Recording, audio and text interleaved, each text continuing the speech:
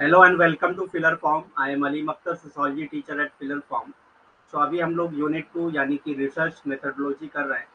2 minute wait करते हैं, सारे लोग ज्वाइन कर लें, उसके बाद स्टार्ट करते हैं। तब तक आप लोग क्लियर करिए, वॉइस एंड पीपीटी क्लियर है या नहीं।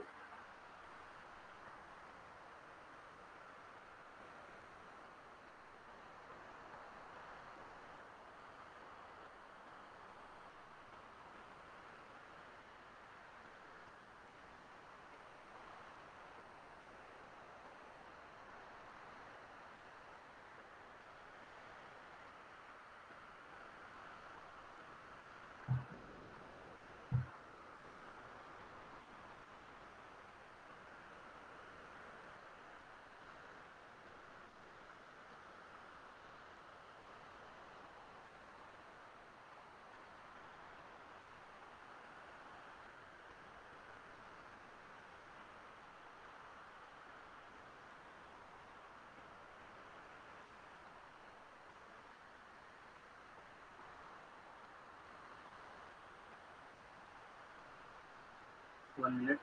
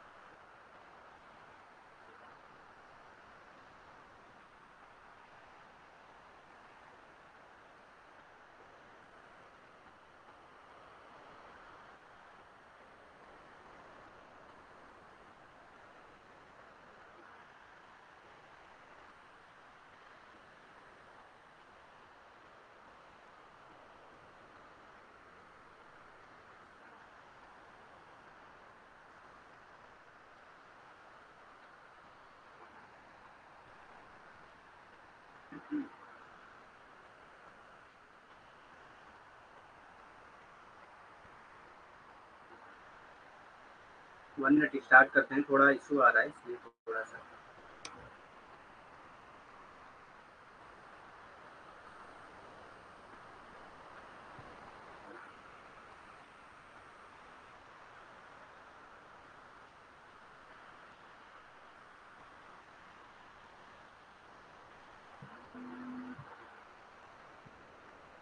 Okay.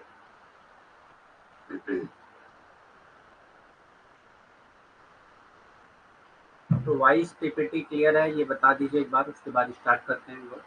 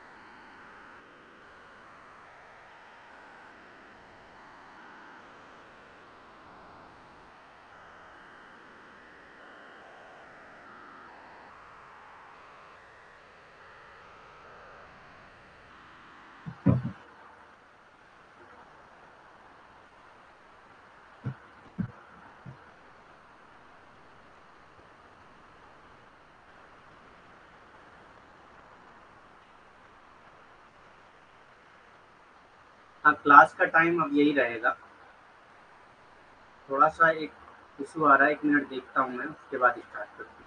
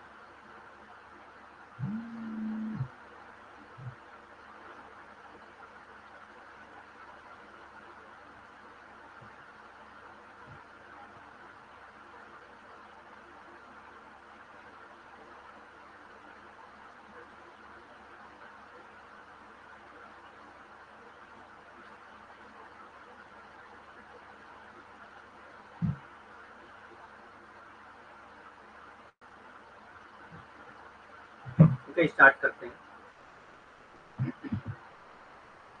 Voice and PPT clear है या नहीं, पहले ये कंफर्म कर दीजिए, उसके बाद स्टार्ट करेंगे।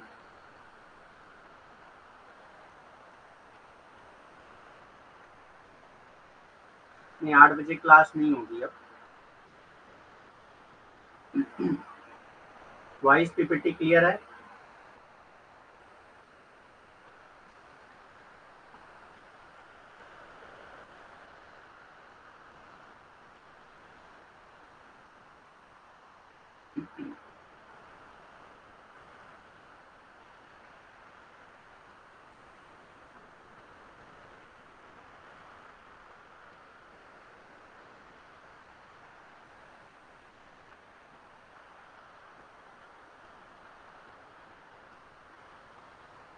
ठीक है, स्टार्ट करते हैं फिर। तो जिन्होंने अभी तक ज्वाइन नहीं किया है फिलर फॉर्म, वो मेरा रेफरल कोड अलीम10 का यूज कर सकते हैं, जिनसे उनको एक्स्ट्रा 10% का डिस्काउंट मिल जाएगा। बाकी हम लोग आज रिसर्च मेथडोलॉजी पार्ट 4 करने वाले हैं। Research methodology part 4। तो सबसे पहले इसमें आता है हाइपोथेसिस। हाइपोथेसिस क्या होता है, परिकल्पना क्या होता है, ये देखेंगे हम लोग। A hypothesis is an assumption that is made based on some evidence। तो हाइपोथेसिस क्या है, एक assumption है जो कुछ एविडेंस के बेस पे बनाया जाता है। ठीक, this is the initial point of any investigation that translate the research question into prediction. ठीक, तो ये इनिशियल पॉइंट के इन्वेस्टिगेशन के लिए होता है। हाँ, मतलब इनिशियल पॉइंट में जो इन्वेस्टिगेशन होता है, जो भी रिसर्च होती है, उसमें डेवलप की जाती है ताकि मतलब एक प्रिडिक्शन को देखा जा सके। मतलब रिसर्च क्वेश्चन में जो प्रिडिक्शन है, मतलब आगे क्या हो सकता है, उस प्रिडिक्शन के बेस पे हाइपोथेसिस बनाई जाती है। तो it is a tentative generalisation which need to be tested. ठीक, एक टेंटेटिव जनरलाइजेशन है जिसको टेस्ट करना बाकी है। एक परिकल्पना एक धारणा है जो कुछ सबूतों के आधार पर बनाई जाती है। ये किसी भी जांच का प्रारंभिक बिंदु है जो शोध प्रश्नों को भविष्यवाणियों से अनुवादित करता है। ठीक, जो शोध प्रश्नों को भविष्यवाणियों से अनुवादित करता है। ठीक, और ये क्या है, एक अ, आगे परिकल्पना को जो है आप पूरी तरह से सच नहीं मान सकते। एक जो है ये ज़्यादातर भविष्यवाणी के बेस पे होता है और इसको जांच करना ज़रूरी होता है। ठीक, it includes component like variables. अब ये हाइपोथेसिस में कंपोनेंट्स कौन-कौन से होते हैं? वेरिएबल्स होते हैं, पॉपुलेशन होते हैं and the relations between the variables, और बिटवीन द वेरिएबल्स रिलेशंस भी होते हैं। ठीक, वेरिएबल्स होते हैं अ, और पॉपुलेशंस होते हैं and relation between the variables भी होते हैं। It is tentative generalisation that need to be tested. यहाँ पे दिया हुआ है कि एक जो है टेंटेटिव जनरलाइजेशन होता है जिसको टेस्ट करना बाकी है। ठीक, इनमें चर, जनसंख्या और चर के बीच संबंध जैसे घटक शामिल होते हैं। तो परिकल्पना में कौन कौन से घटक शामिल होते हैं? चर, जनसंख्या और चर के बीच संबंध जैसे घटक शामिल होते हैं। ये एक अस्थायी सामान्यीकरण है जिसका परीक्षण करने की आवश्यकता है। तो ये क्या है? अस्थायी सामान्यीकरण होता है जिसका परीक्षण करना आवश्यक होता है।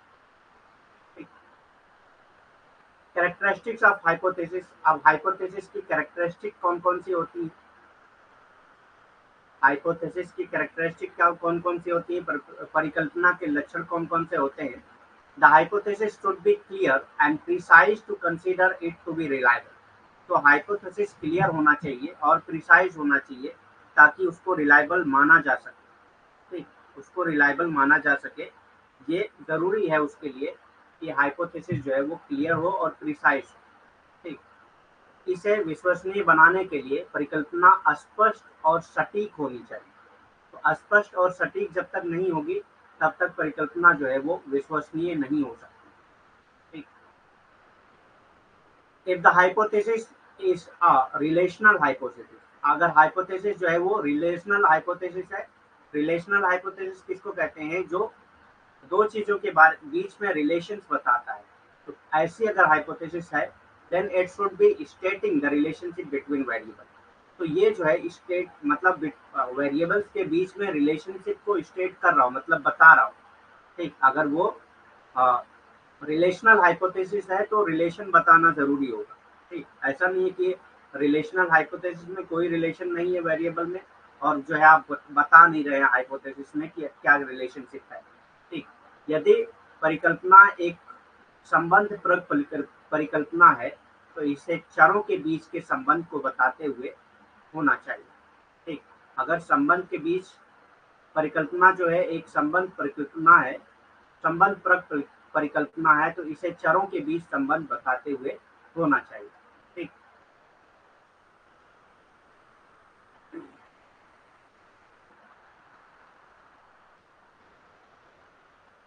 The hypothesis must be specific and should have scope for conducting more test.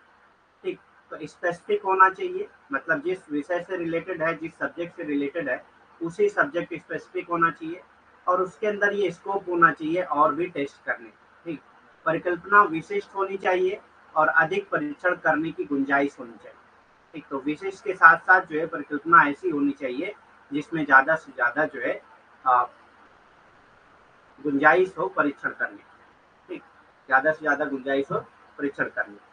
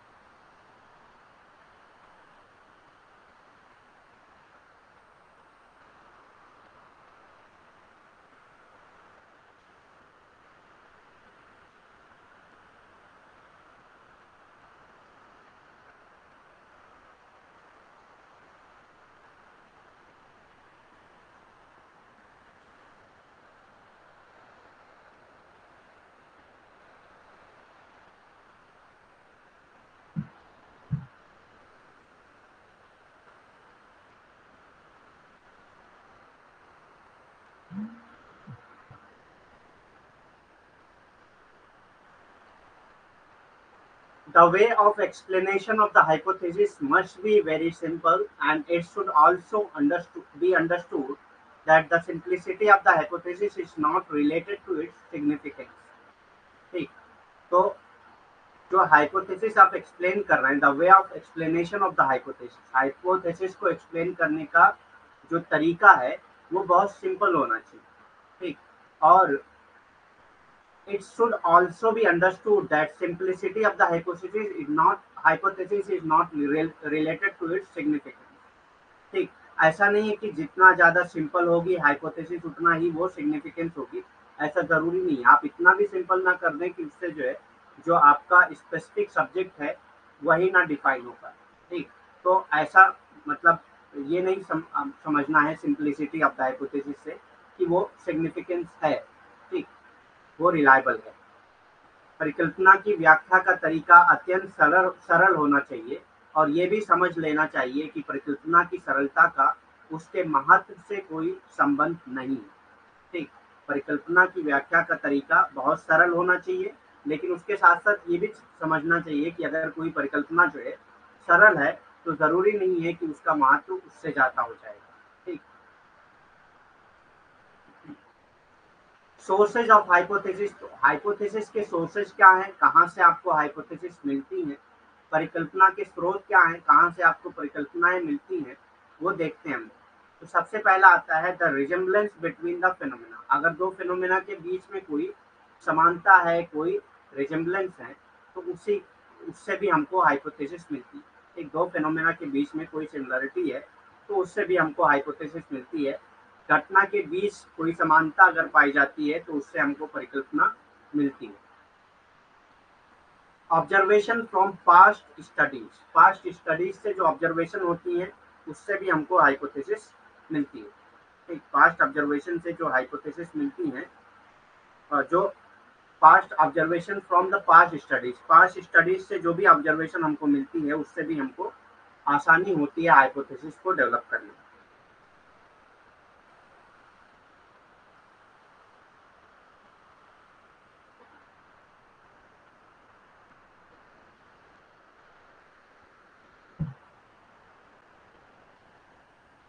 Present day experience and from the competitors. ठीक, तो जो प्रेजेंट डे एक्सपीरियंस है उससे भी हमको मिलती है और कंपिटिटर से भी हमको हाइपोथेसिस मिलती है। ठीक,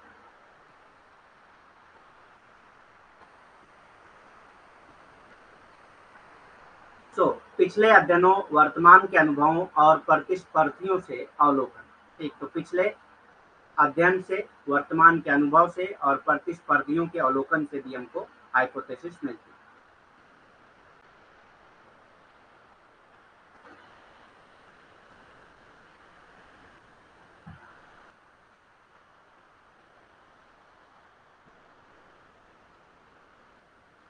साइंटिफिक थ्योरीज, वैज्ञानिक सिद्धांत। अब साइंटिफिक थ्योरीज से भी हमको हाइपोथेसिस मिलती है, जो भी वैज्ञानिक सिद्धांत होते हैं उससे भी हाइपोथेसिस हमको मिलती है। General pattern that influence the thinking process of people, तो ऐसा जनरल पैटर्न जो पीपल के थिंकिंग प्रोसेस को इन्फ्लुएंस करता हो उससे भी हाइपोथेसिस हमको मिलती है। सामान्य पैटर्न जो लोगों के सोच प्रक्रिया को प्रभावित करती है, तो ऐसे सामान्य पैटर्न जो लोगों की सोच प्रक्रिया को प्रभावित करती हो उससे भी हम हाइपोथेसिस यानी कि परिकल्पना बनाते हैं। टाइप्स ऑफ हाइपोथेसिस, अब कितने टाइप की परिकल्पनाएं होती हैं, कितने प्रकार के परिकल्पनाएं होती हैं, कितने टाइप्स की हाइपोथेसिस होती है, ये देख लेते हैं। तो सबसे पहले आता है सिंपल हाइपोथेसिस, सरल परिकल्पना। ठीक, तो इसको बहुत डिटेल में नहीं पढ़ना है, आपको सिर्फ इतना पूछ सकता है टाइप्स ऑफ हाइपोथेसिस में कि मतलब इनमें से कौन सी हाइपोथेसिस मतलब हाइपोथेसिस का टाइप नहीं है, या पूछ सकता है कि इनमें से कौन सी हाइपोथेसिस का टाइप है। तो आपको सारे टाइप्स के हाइपोथेसिस पता होना चाहिए बस। ठीक, कॉम्प्लेक्स हाइपोथेसिस, जटिल परिकल्पना, डायरेक्शनल हाइपोथेसिस, दिशात्मक परिकल्पना। ठीक, कॉम्प्लेक्स हाइपोथेसिस, जटिल परिकल्पना और डायरेक्शनल हाइपोथेसिस यानी कि दिशात्मक परिकल्पना। नॉन डायरेक्शनल हाइपोथेसिस, गैर दिशात्मक परिकल्पना। नॉन डायरेक्शनल हाइपोथेसिस मतलब गैर दिशात्मक परिकल्पना। नल हाइपोथेसिस, शून्य परिकल्पना। एसोसिएटिव एंड कॉजल हाइपोथेसिस, ठीक, साहचर्य और आकस्मिक परिकल्पना। तो हम जो टेस्ट करते हैं ये नल हाइपोथेसिस को हम टेस्ट करते हैं, ठीक। हमेशा जो टेस्टिंग होती है, हाइपोथेसिस टेस्टिंग जो होती है, वो शून्य परिकल्पना यानी कि नल हाइपोथेसिस को हम लोग टेस्ट करते हैं।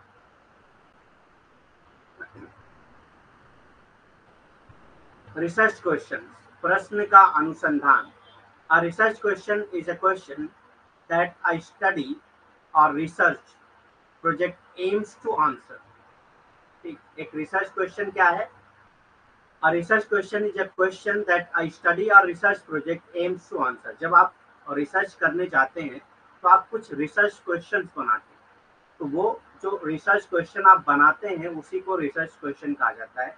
जब आप किसी चीज की स्टडी करने जाते हैं, उस सब्जेक्ट से रिलेटेड, उस स्टडी से रिलेटेड या उस प्रोजेक्ट से रिलेटेड आप जो भी क्वेश्चन बनाते हैं और जिसका आंसर आपको लेना होता है, मतलब आप चाहते हैं कि इसका आंसर मिले, वो सारे क्वेश्चन जो है वो क्या है, आपके रिसर्च क्वेश्चन कहलाते हैं। प्रश्न का अनुसंधान, एक शोध अनुसंधान का प्रश्न होगा ये, ठीक। प्रश्न का अनुसंधान नहीं बल्कि अनुसंधान का प्रश्न होगा। एक शोध प्रश्न एक ऐसा प्रश्न है जिसका उत्तर एक अध्ययन या शोध परियोजना को देना होता है, ठीक। तो शोध क्या है? एक शोध प्रश्न क्या है? ऐसा प्रश्न है जिसका उत्तर एक अध्ययन या शोध परियोजना को देना होता है। A research question is a question that a study of our research project aims to answer, ठीक। आप कोई एक क्वेश्चन के बेस पे ही अपना रिसर्च करते हैं, अब उसी क्वेश्चन का आंसर करने के लिए आप पूरा रिसर्च करते हैं, तो यही चीजें होती हैं। इसी को क्या कहा जाता है? रिसर्च क्वेश्चन कहा जाता है, या अ, अनुसंधान का प्रश्न या शोध प्रश्न कहा जाता है, ठीक। This question often address an issue और प्रॉब्लम। ये क्वेश्चन जो है आमतौर पे एक इशू या प्रॉब्लम को एड्रेस करता है। जब आप टॉपिक बनाते हैं ना, रिसर्च करने के लिए, कोई भी रिसर्च प्रोजेक्ट से रिलेटेड भी टॉपिक होता है या आप खुद रिसर्च करते हैं, तो एक टॉपिक आपका होता है, तो एक प्रॉब्लम लेके, एक इशू लेके आप रिसर्च करते हैं, ठीक। तो ये जो क्वेश्चन होते हैं वो उसी प्रॉब्लम या उसी इशू को जो है एड्रेस कर रहे होते हैं। which through analysis and interpretation of data is answered in the study's conclusion, ठीक। वो जो है analysis data, analysis of data के through and interpretation of data के थ्रू जो है आंसर किए जाते हैं स्टडी के जब कंक्लूजन होता है, उस कंक्लूजन वाले पार्ट, ठीक। तो जो क्वेश्चन आप उठाते हैं कि आप इस क्वेश्चन के आंसर करने जा रहे हैं, ठीक, तो वो सारे क्वेश्चन का आंसर आप कहाँ पे देते हैं? स्टडी का जो कंक्लूजन होता है उस वाले पार्ट में देते हैं। ये प्रश्न अक्सर किसी समस्या या समस्या को संबोधित करते हैं, ठीक, जिसका उत्तर डेटा के विश्लेषण, व्याख्या के माध्यम से अध्ययन को के निष्कर्ष में दिया जाता है, ठीक। तो अध्ययन के निष्कर्ष में दिया जाता है और बहुत सारे डेटा और विश्लेषण के माध्यम से ये सारे चीजों का उत्तर, इन प्रश्नों का उत्तर दिया जाता है। Importance of the research question. अब रिसर्च क्वेश्चन की जरूरत क्या है, इसकी इंपॉर्टेंस क्या है, शोध प्रश्न का महत्व क्या होता है? The primary importance of developing a research question is that it narrows down a broad topic of interest into a specific area of study, ठीक। तो primary importance of developing a research question is that, मतलब कि research question develop करने का जो primary importance है वो क्या है कि that it narrows down a broad topic of interest into a specific area of study. जैसे आपने कह दिया ना कि मैं विमेंस पे स्टडी करना हूँ, ठीक, आपने कह दिया कि मैं विमेंस पे स्टडी कर रहा हूँ, तो अब विमेंस क्या है? एक ब्रॉड टॉपिक है, ठीक। अब विमेंस से रिलेटेड किस टॉपिक पे आप स्टडी कर रहे हैं, किस इशू पे आप स्टडी कर रहे हैं, ये आपका रिसर्च क्वेश्चन डिसाइड करता है, ठीक। जैसे आपने कह दिया कि मैं विमेंस पे स्टडी कर रहा हूँ, that what is the socio economic condition of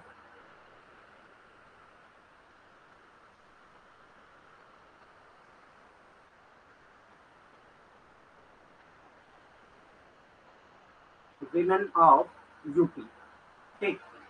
तो ये आपका क्वेश्चन हो गया। अब ये नैरो डाउन कर दिया ना आपकी टॉपिक को, आपने विमेंस पे स्टडी करने के लिए कह दिया था, लेकिन अब आपको आपका ये जो क्वेश्चन है इसने नैरो डाउन कर दिया आपकी स्टडी को, किस तरह से कि आप सिर्फ सोशियो इकोनॉमिक कंडीशन देखेंगे, बाकी चीजें नहीं देखेंगे। आप सिर्फ आर्थिक स्थिति क्या है, आर्थिक और सामाजिक स्थिति क्या है महिलाओं की यूपी में, वो देखेंगे। अब पूरा उनसे रिलेटेड और भी इश्यूज को आपको डील नहीं करना है। इसी तरह जो शोध प्रश्न होते हैं या रिसर्च क्वेश्चन होते हैं वो नैरो डाउन करते हैं टॉपिक को। एक शोध प्रश्न को विकसित करने का प्राथमिक महत्व ये है कि अध्ययन के एक विशेष क्षेत्र में रुचि के एक व्यापक विषय को संकुचित करता है। संकुचित करता है मतलब कि उसको सिकोड़ के रखता है, ठीक। क्योंकि आप जो टॉपिक चूज किए हैं, जिस टॉपिक पे आप अध्ययन करने जा रहे हैं, वो बहुत बड़ा टॉपिक है। तो जो क्वेश्चन होता है, जैसे यहाँ पे मैंने क्वेश्चन लिखा कि उत्तर प्रदेश की महिलाओं में सामाजिक और आर्थिक स्थिति क्या है, ये समझना है हमको, इस पे रिसर्च करना है। तो आप सामाजिक और आर्थिक स्थिति हम देखेंगे, बाकी चीजें नहीं देखेंगे, ठीक। Research question along with hypothesis, research question hypothesis के साथ साथ also serves as guiding framework for research, ठीक। तो रिसर्च क्वेश्चन को अगर हाइपोथेसिस के साथ देखा जाए तो ये एक तरह से गाइडिंग फ्रेमवर्क होता है किसी भी रिसर्च के लिए। मतलब कि किसी भी रिसर्च को ये गाइड करने का काम करते हैं कि किस तरह से रिसर्च की जाएगी। शोध प्रश्न परिकल्पना के साथ, शोध प्रश्न अगर परिकल्पना के साथ जुड़ जाएं तो अनुसंधान के लिए एक मार्गदर्शक ढांचे के रूप में भी काम करते हैं। मतलब कि अनुसंधान कैसे कैसे, यानी कि शोध किस तरह से किया जाएगा, ये सारे चीजों का ये मार्गदर्शन करने लगते हैं, ठीक। These questions also specifically reveal the boundaries of the study। तो ये जो क्वेश्चन होते हैं, रिसर्च क्वेश्चन होते हैं, वो बाउंड्री भी तय करते हैं। जैसे मैंने बोला ना सोशियो इकोनॉमिक कंडीशन, तो आप सोशियो इकोनॉमिक कंडीशन से आगे आप नहीं जा सकते, ठीक। ये आपकी बाउंड्री है, ठीक। सेटिंग इट्स लिमिट, इसकी लिमिट सेट करता है। एंड इंश्योरिंग कोहेजन, और कोहेजन को इंश्योर करता है, ठीक। ये प्रश्न विश्लेषण रूप से अध्ययन की सीमाओं को प्रकट करते हैं, इसकी सीमाएं निर्धारित करते हैं और सामंजस्य सुनिश्चित करते हैं, ठीक। तो ये प्रश्न विशेष रूप से अध्ययन की सीमाओं को प्रकट करते हैं, इसकी सीमाएं निर्धारित करते हैं और सामंजस्य सुनिश्चित करते हैं, ठीक। तो ये सारी चीजें रिसर्च और जो शोध प्रश्न होते हैं वो करते हैं। Moreover, the research question has a domino effect on the rest of the study। तो जो है, जो रिसर्च क्वेश्चन होते हैं वो जरूर कुछ ना कुछ इफेक्ट डालते ही है स्टडी पे, ठीक। इसके अलावा शोध प्रश्न का शेष अध्ययन पर डोमिनोज प्रभाव होता है। दिस क्वेश्चन इन्फ्लुएंस फैक्टर्स, तो ये क्वेश्चन जो है फैक्टर्स को भी इन्फ्लुएंस करते हैं, सच एज रिसर्च मेथडोलॉजी को भी इन्फ्लुएंस करते हैं, सैंपल साइज को भी इन्फ्लुएंस करते हैं। जैसा आपका क्वेश्चन होगा वैसा आप जो है रिसर्च मेथडोलॉजी लेंगे, वैसा आप सैंपल साइज लेंगे, और उसी तरह आप डाटा कलेक्शन भी करेंगे और उसी तरह आप डाटा एनालिसिस भी करेंगे, ठीक। तो ये सारी चीजों पर भी इफेक्ट डालता है रिसर्च क्वेश्चन आपका। ये लिकोस्की 2008 ने कहा था इसको, ठीक। इसके अलावा शोध प्रश्न का शेष अध्ययन पर डोमिनोज प्रभाव पड़ता है। ये प्रश्न कारकों को प्रभावित करते हैं, ये प्रश्न जो है कारकों को प्रभावित करते हैं, जैसे अनुसंधान पद्धति क्या होगी, नमूना आकार क्या होगा, डेटा संग्रह क्या होगा, डेटा विश्लेषण क्या होगा। ये सारी चीजों को ये इन सारी चीजों पर ये प्रभाव डालते हैं, ठीक। टाइप्स ऑफ रिसर्च क्वेश्चन, अब रिसर्च क्वेश्चन के टाइप्स कौन से होते हैं, शोध प्रश्नों के प्रकार क्या क्या होते हैं। तो सबसे पहले आता है क्वांटिटेटिव रिसर्च क्वेश्चन, मात्रात्मक अनुसंधान प्रश्न। तो क्वांटिटेटिव रिसर्च क्वेश्चन, मात्रात्मक अनुसंधान प्रश्न। दूसरा प्रश्न आता है क्वालिटेटिव रिसर्च क्वेश्चन। तो क्वांटिटेटिव जिसमें आप जो है स्टैटिक्स लेते हैं, नंबर्स होते हैं, वो मात्रात्मक रिसर्च क्वेश्चन कहलाते हैं। तो ऐसे क्वेश्चन जिसमें मतलब मात्राएं हो, यानी कि स्टैटिक्स हो, नंबर्स हो, तो इन सारी चीजों को क्या कहेंगे, क्वांटिटेटिव यानी कि मात्रात्मक रिसर्च क्वेश्चन, अनुसंधान प्रश्न। क्वालिटेटिव रिसर्च क्वेश्चन, गुणात्मक शोध प्रश्न। जो क्वालिटेटिव रिसर्च होंगी उनमें जो क्वेश्चन बनेंगे वो क्वालिटेटिव रिसर्च क्वेश्चन बनेंगे, तो गुणात्मक शोध प्रश्न होते हैं। Mix method studies, mix method question भी होते हैं, मिक्स मेथड स्टडीज क्वेश्चन भी होते हैं, मतलब जिसमें क्वांटिटेटिव और क्वालिटेटिव दोनों होते हैं, ठीक। जिसमें मात्रात्मक और गुणात्मक दोनों। Step to developing a good research question. एक गुड रिसर्च क्वेश्चन डेवलप करने के लिए क्या क्या स्टेप्स होते हैं ये देख लेते हैं हम लोग। एक अच्छा शोध प्रश्न विकसित करने के लिए कौन कौन से कदम लिए जा सकते हैं। तो सबसे पहले आप जो है सबसे पहला काम क्या करेंगे, start with the broad topic. सबसे पहले ब्रॉड टॉपिक से स्टार्ट करेंगे आप, एक विस्तृत विषय के साथ प्रारंभ करेंगे। उसके बाद क्या करेंगे, do preliminary research to learn about topical issue. ठीक, तो थोड़ा सा आप रिसर्च करते हैं, प्राइमरी रिसर्च करते हैं, ताकि मतलब उस टॉपिक से रिलेटेड जो भी चीज़ें हैं उसको आप जान सकें। सामयिक मुद्दों के बारे में जानने के लिए प्रारंभिक शोध करें, जिसको पायलट स्टडी भी करते हैं, कहते हैं पायलट स्टडी भी हम लोग करते हैं। ठीक,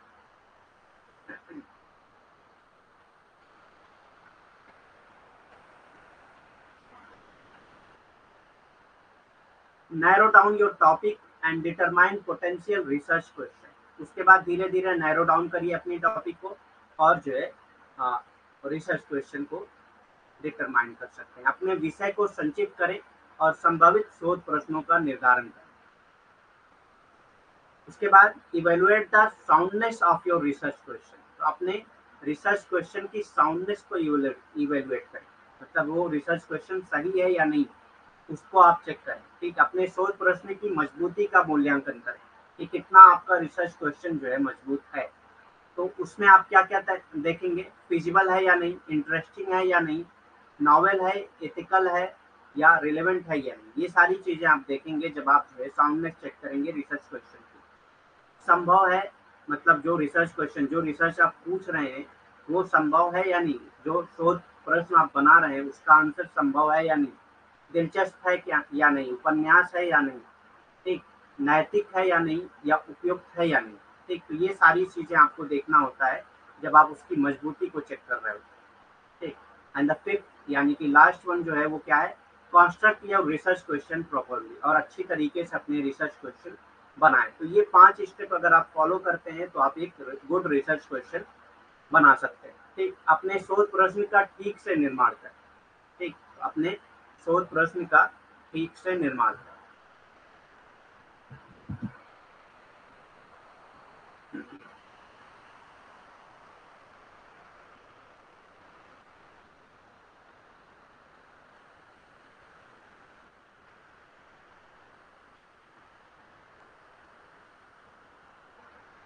क्लास में नोट्स बनाने की ज़रूरत है नहीं, क्योंकि क्लास में चूँकि आज मुझको कमेंट नहीं दिख रहा है, इसलिए मुझको यहाँ पे आके कमेंट देखना पड़ रहा है। तो थोड़ा सा आप लोग लास्ट में ये सारे सवाल करें तो ज़्यादा बेहतर है। मैं जो क्वेश्चन देख चुका हूँ उसके जवाब दे रहा हूँ, क्योंकि नोट्स बनाने की ज़रूरत नहीं, मैं आपको पीडीएफ दे देता हूँ।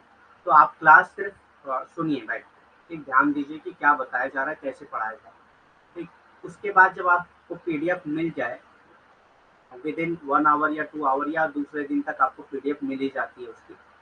ठीक, तो पीडीएफ जब आप डाउनलोड करेंगे, जब उसको पढ़ेंगे तो आपको वहाँ पे याद आती जाती हैं वो चीज़ें जो बताया गया है क्लास में।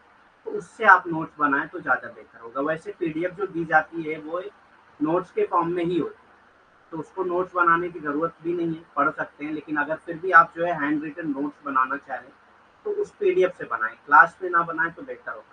क्योंकि क्लास में अगर आप नोट्स बनाते हैं ना तो उसमें क्या होता है कि आपका सारा ध्यान नोट्स बनाने में चला जाता है, ये नहीं ध्यान होता है कि क्या बोला जाए।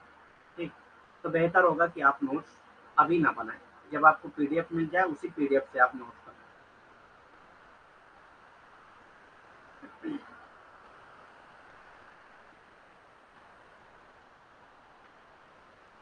तो एक गुड रिसर्च क्वेश्चन कैसे डेवलप किया जाएगा यहाँ तक हम लोग पढ़ चुके हैं। इसके आगे देखते हैं क्या है।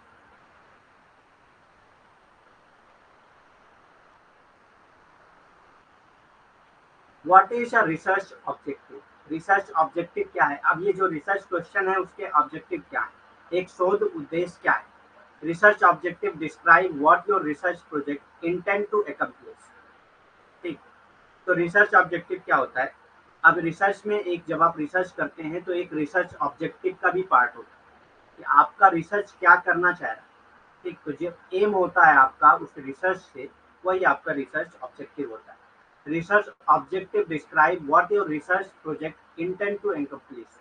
ठीक, तो आपका जो रिसर्च प्रोजेक्ट है वो क्या बताना चाह रहा है, वो आपका ऑब्जेक्टिव होता है। ठीक, अनुसंधान के उद्देश्य बताते हैं कि आपकी शोध परियोजना क्या हासिल करना चाहती है।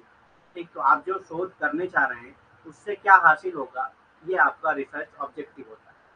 ठीक, they should guide every step of the research process, और आपकी जो ऑब्जेक्टिव होगी वो सारे रिसर्च प्रोसेस को गाइड करेगी, क्योंकि आप अपने ऑब्जेक्टिव के अकॉर्डिंग ही रिसर्च करेंगे, तो उसी हिसाब से आप सारे प्रोसेस भी सेट करेंगे, including how you collect data, और जिसमें जो है इस प्रोसेस में ये सारी चीज़ें आ जाएंगी कि किस तरह से आप डाटा कलेक्ट करेंगे, क्योंकि जैसा आपका ऑब्जेक्टिव होगा उसी तरह आप डाटा भी कलेक्ट करेंगे।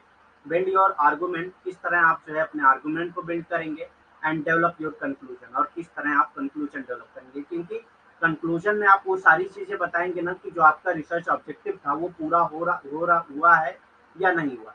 ठीक, उन्हें अनुसंधान प्रक्रिया के हर चरण का मार्गदर्शन दर्शन करना चाहिए। ठीक, तो जो शोध उद्देश्य है उन उद्देश्यों को जो है, जो अनुसंधान प्रक्रिया है उसके हर चरण का मार्गदर्शन करना चाहिए, जिसमें ये भी शामिल है कि आप डेटा कैसे एकत्र करते हैं, मतलब आप डेटा को कैसे एकत्रित करेंगे, और ये भी और अपना तर्क कैसे बनाएंगे। ठीक, और उसके साथ साथ निष्कर्ष को कैसे विकसित करेंगे, क्योंकि जो उद्देश्य होगा उसे के अकॉर्डिंग आप निष्कर्ष को भी विकसित करेंगे। ठीक, your research objective may evolve slightly as your research progress. ठीक, जब आपका रिसर्च जो है शुरू हो जाएगा, उसके बाद जो है जब जैसे जैसे आपका रिसर्च प्रोग्रेस होगा वैसे वैसे आप हो सकता है कि आप थोड़ा सा अपने रिसर्च ऑब्जेक्टिव को बढ़ा सकते हैं। ठीक, मतलब कि आपका एम थोड़ा सा कम स्टडी करना था, लेकिन आप जो है आपका रिसर्च प्रोग्रेस ऐसा हुआ कि आपको लगा कि कुछ और भी जाना जा सकता है इससे, तो आप वहाँ पे रिसर्च ऑब्जेक्टिव थोड़ा बढ़ा भी सकते हैं। तो ऐसा नहीं है कि ये बहुत रिजिड होता है, बहुत ज़्यादा रिजिड नहीं होता है, लेकिन हाँ आपको शुरू में ऑब्जेक्टिव तय तय करना होता है, क्योंकि उसी के बेस पे आप रिसर्च करेंगे। ठीक, तो थोड़ा इवॉल्व कर सकते हैं, जो ऑब्जेक्टिव आपने चूज किया है उसी ऑब्जेक्टिव को थोड़ा इवॉल्व कर सकते हैं। ठीक, जैसे आपने मैं एक एग्जांपल देके समझा देता हूँ। जैसे सोशियो इकोनॉमिक कंडीशन अभी हम लोग पढ़ रहे थे, तो उसी से एग्जांपल दे रहा हूँ। Socio economic condition of women आपने पढ़ा, और आपका मतलब आपका एम यही था कि फाइंड आउट करना, to find out socio economic condition of women.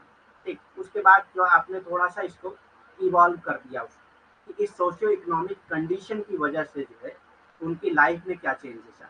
तो इस तरह से थोड़ा ऑब्जेक्टिव आप इवॉल्व कर सकते हैं, लेकिन ऑब्जेक्टिव जो होगा उसको जो प्राइमरी ऑब्जेक्टिव है उसको चेंज नहीं कर सकते हैं। ठीक, but they should always line up with the research carried out and the actual content of your paper. ठीक, तो वो जो आपका जो भी आप बढ़ाएंगे ऑब्जेक्टिव को, वो उसी मतलब लाइन में होना चाहिए, ऐसा नहीं कि बहुत अलग आप कर दिए। ठीक, सोशियो इकोनॉमिक कंडीशन आप पढ़ रहे हैं, तो उसके बाद अपने ऑब्जेक्टिव को इवॉल्व करने के चक्कर में हेल्थ कंडीशन में चले गए, तो ऐसा नहीं होना चाहिए। ठीक, जैसे जैसे आपका शोध आगे बढ़ता है, आपके शोध के उद्देश्य थोड़ा थोड़ा विकसित हो सकते हैं, लेकिन उन्हें हमेशा किए गए शोध और आपके पेपर की वास्तविक सामग्री के अनुरूप होना चाहिए। ठीक, जैसा डाटा कलेक्शन हो रहा है, जैसा आपका शोध हो रहा है, उसी बेसिस पे आप जो है अपने उद्देश्य को बढ़ा सकते हैं। ऐसा नहीं है कि आप अपने उद्देश्य को एक अलग ही तरीके से बढ़ा ले सकते। रिसर्च एम, अनुसंधान का उद्देश्य क्या होता है। ठीक, तो यहाँ पे थोड़ा सा स्लाइड डिफरेंस है एम और ऑब्जेक्टिव में। ठीक, तो ऑब्जेक्टिव मतलब आपका उद्देश्य क्या है, आप मतलब उससे क्या चाहते हैं। A distinction is often made between research objective and research aim. एक डिस्टिंक्शन बनाई जाती है हमेशा रिसर्च ऑब्जेक्टिव और रिसर्च एम के बीच में। अनुसंधान उद्देश्यों और अनुसंधान उद्देश्यों के बीच अक्सर अंतर किया जाता है। अब यहाँ पे एम और ऑब्जेक्टिव दोनों का जो है ट्रांसलेशन उद्देश्य ही किया गया है, तो आप लोग देख लीजिएगा थोड़ा सा कि क्या होता है दोनों का मतलब। ऑब्जेक्टिव और M, a research aim typically refers to a broad statement indicating the general purpose of your research project. एक तो ये ब्रॉड स्टेटमेंट होता है जो आपको जनरल पर्पस बताता है कि मतलब पूरा पर्पस क्या है। एक एम मतलब एक ही एम होता है ना, कोई भी रिसर्च आप करेंगे उसका एक एम होता है जो ब्रॉड एम होगा। ठीक, ब्रॉड एम होगा मतलब जैसे आपने टॉपिक चूज किया कि socio economic condition find out करना, तो आप तो आपका एम ही यही होगा ना कि मतलब मैं फाइंड आउट करना चाह रहा हूँ कि विमेन की सोशियो इकोनॉमिक कंडीशन क्या है यूपी में, ठीक। लेकिन जब आप ऑब्जेक्टिव तय करते हैं तो उसी एम से ही आप ऑब्जेक्टिव तय करते हैं कि सोशियो इकोनॉमिक कंडीशन में आपको क्या क्या पता लगाना है, तो वो क्या क्या पता लगाना है वो ऑब्जेक्टिव हो जाता है, ठीक। एक शोध उद्देश्य आमतौर पर एक व्यापक बयान को संदर्भित करता है जो आपके शोध परियोजनाओं के समान उद्देश्य को दर्शाता है, ठीक।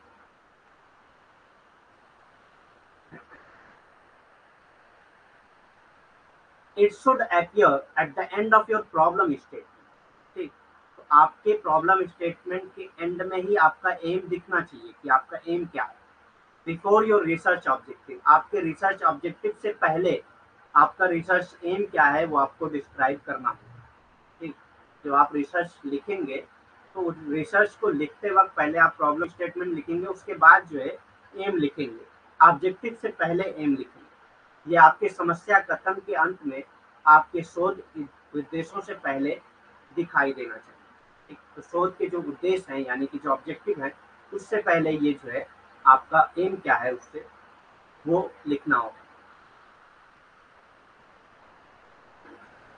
Your research objective are more specific than your research aim and indicate the particular focus and approach of your project. तो आपका जो रिसर्च ऑब्जेक्टिव है वो ज़्यादा स्पेसिफिक है, एक स्पेसिफिक मतलब वो ज़्यादा डीप में जाता है लेकिन एम उतना डीप में नहीं जाता है। Then your research aim and indicate the particular focus and approach of your object project, ठीक। तो ये पार्टिकुलर फोकस को भी इंडिकेट करता है, एम की तरह नहीं है, ठीक। आपके शोध उद्देश्य से अधिक विशिष्ट है, ठीक। और आपकी परियोजना के विशेष फोकस और दृष्टिकोण को इंगित करते हैं। दो, you will only have one research aim, आपके पास हो सकता है कि सिर्फ आप हमेशा जो है आपका जो एम होगा वो एक ही हो, ठीक। तो एम और ऑब्जेक्टिव में यही डिफरेंस है, लेकिन ऑब्जेक्टिव कई हो सकते हैं। You will likely to have several research objective, तो रिसर्च ऑब्जेक्टिव कई हो सकते हैं लेकिन एम सिर्फ एक होगा। हालांकि आपके पास केवल एक शोध उद्देश्य होगा, आपके पास कोई शोध उद्देश्य होने कई शोध उद्देश्य होने की संभावना है। तो यहाँ पे अब एम वाला रख लीजिए और यहाँ पे ऑब्जेक्टिव है, ठीक है। तो आपके पास जो एम होगा वो एक ही होगा लेकिन जो मतलब जो ऑब्जेक्टिव है वो कई हो सकती है, उसकी संभावना कई होने की।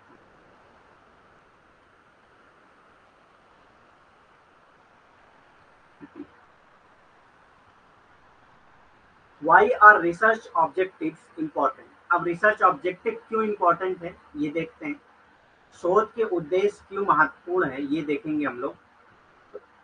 सबसे पहले आता है establish the scope and depth of your project, तो establish the scope and depth of your project, तो आपके प्रोजेक्ट का क्या स्कोप होगा और उसकी डेप्थ क्या होगी ये बताने के लिए जो है रिसर्च ऑब्जेक्टिव बहुत इंपॉर्टेंट होता है, ठीक। तो अपनी परियोजनाओं का दायरा और गहराई स्थापित करने के लिए रिसर्च जो शोध का उद्देश्य है वो जरूरी होता है, वो महत्वपूर्ण होता है, ठीक। तो सबसे पहला जो ऑब्जेक्टिव है मतलब सबसे पहला जो इम्पोर्टेंस है ऑब्जेक्टिव का ये वो यही है कि आपके रिसर्च का स्कोप या डेप्थ क्या होगी ये तय करता है ऑब्जेक्टिव, ठीक। जैसे मैंने बताया ना कि सोशियो इकोनॉमिक कंडीशन में आपको क्या क्या देखना है ये ऑब्जेक्टिव तय कर लेगा, ठीक। और उससे आगे आप नहीं देख सकते, तो वहाँ पे आपका जो रिसर्च है उसका स्कोप और उसका डेप्थ क्या होगी ये पता चलती है। तो मेन चीज है इम्पोर्टेंट क्या है ऑब्जेक्टिव का यही है कि वो आपके रिसर्च का स्कोप और डेप्थ को तय करता है, ठीक। आपका जो शोध उद्देश्य है वो इतना महत्वपूर्ण इसलिए होता है क्योंकि वो आपकी जो परियोजनाएं हैं उसका दायरा और गहराई को स्थापित करता है। आपकी जो शोध है उसका क्या दायरा होगा, उसकी क्या गहराई होगी ये तय करना किसका काम होता है, शोध के उद्देश्य, ठीक। Contribute to your research design, और ये आपके रिसर्च डिजाइन को ही कंट्रीब्यूट करता है, क्यों, क्योंकि आपका जैसा ऑब्जेक्टिव होगा वैसा ही आप रिसर्च डिजाइन चूज करेंगे, ठीक। जैसे आपका अगर ऑब्जेक्टिव है क्वांटिटेटिव डाटा को फाइंड आउट करना, ठीक। आपका ऑब्जेक्टिव ऐसा है जो क्वांटिटेटिव डाटा को मतलब की जरूरत है उसमें, ठीक। तो आप क्या करेंगे उसी तरह का रिसर्च डिजाइन बनाएंगे कि जिससे क्वांटिटेटिव डाटा कलेक्ट किया जा सके, ठीक। अपने शोध डिजाइन में योगदान करने, ठीक। शोध डिजाइन में योगदान करने के लिए। तो शॉर्ट डिजाइन में योगदान मतलब कि अगर आपको मात्रात्मक हाँ, चीजें फाइंड आउट करना है तो आप उसी बेस पे जो है शॉर्ट डिजाइन बनाएंगे जिससे आपको मात्रात्मक चीजें मिल सके। ठीक, indicate how your project will contribute to extend research. Research को बढ़ाने के लिए आपका प्रोजेक्ट कैसे कंट्रीब्यूट करेगा, ये भी इंडिकेट करता है ऑब्जेक्टिव में। ठीक, इंगित करता है कि आपकी परियोजनाएं मौजूदा शोध में कैसे योगदान देंगी। ठीक, तो ये आपका ऑब्जेक्टिव भी बताता है कि किस तरह से जो है आप जो अभी जो शोध चल रहे हैं उसमें किस तरह से आपकी जो परियोजना है वो मतलब योगदान देगी। ठीक,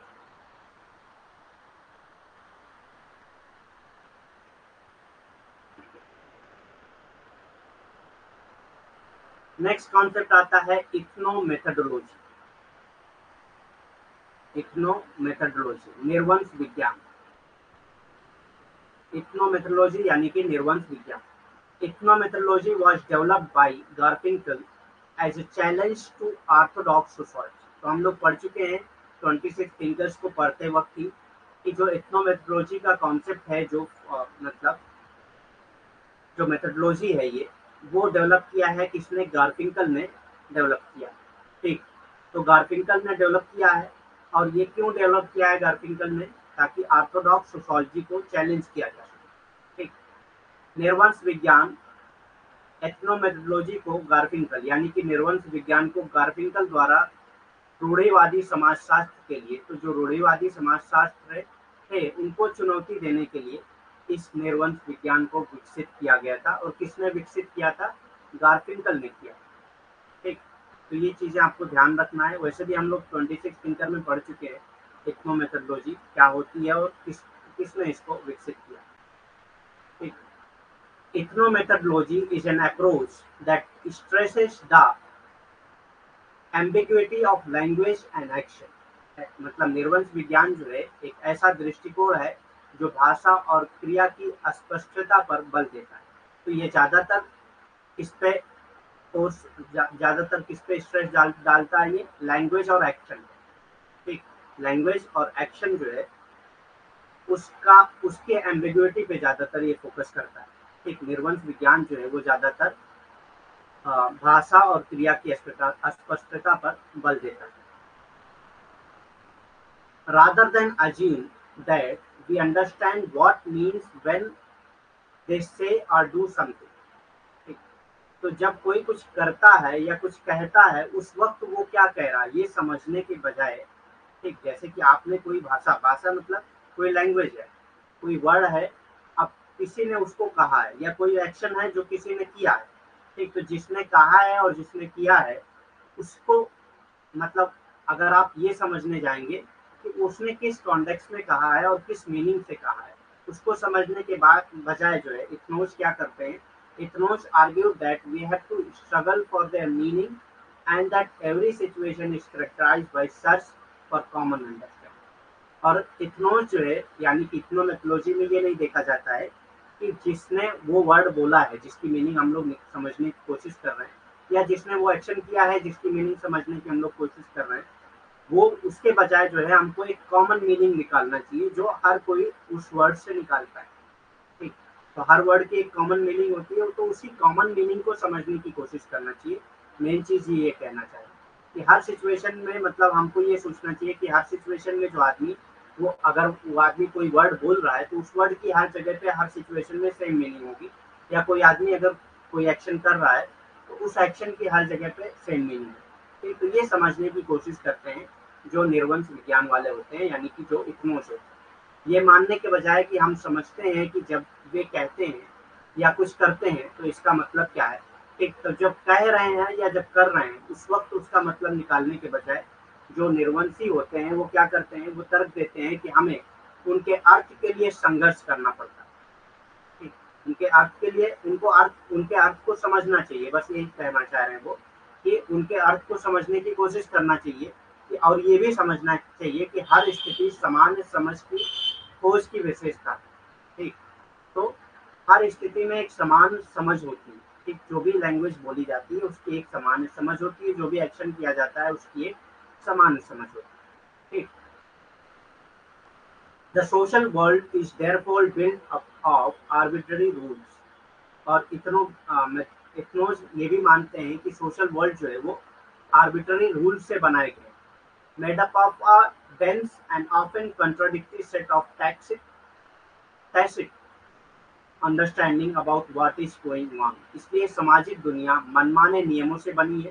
ठीक, तो आर्बिट्ररी रूल यानी कि मनमाने नियमों से बनी है, जो कि चल रही बातों के बारे में मौन समझ के घने और अक्सर विरोधाभासी सेट से बनी है। ठीक, इस तरह होते हैं, कॉन्ट्रडिक्टरी सेट हुए होते हैं। ठीक, after a series of papers in late 1950s and 1960s, बहुत सारे पेपर्स पब्लिश हुए 1950s और 1960s में। इथनोमेथोडोलॉजी, गार्फिंकल पब्लिश स्टडीज इन इथनोमेथोडोलॉजी। ठीक, तो इथनोमेथोडोलॉजी में बहुत सारे पेपर्स की सीरीज निकालने के बाद, मतलब गार्फिंकल ने 1950 से 1960 में बहुत सारे पेपर जो इन्होंने लिखे हैं इथनोमेथोडोलॉजी पे। उसके बाद इन्होंने लास्ट में इथनोमेथोडोलॉजी जो है पब्लिश किया था।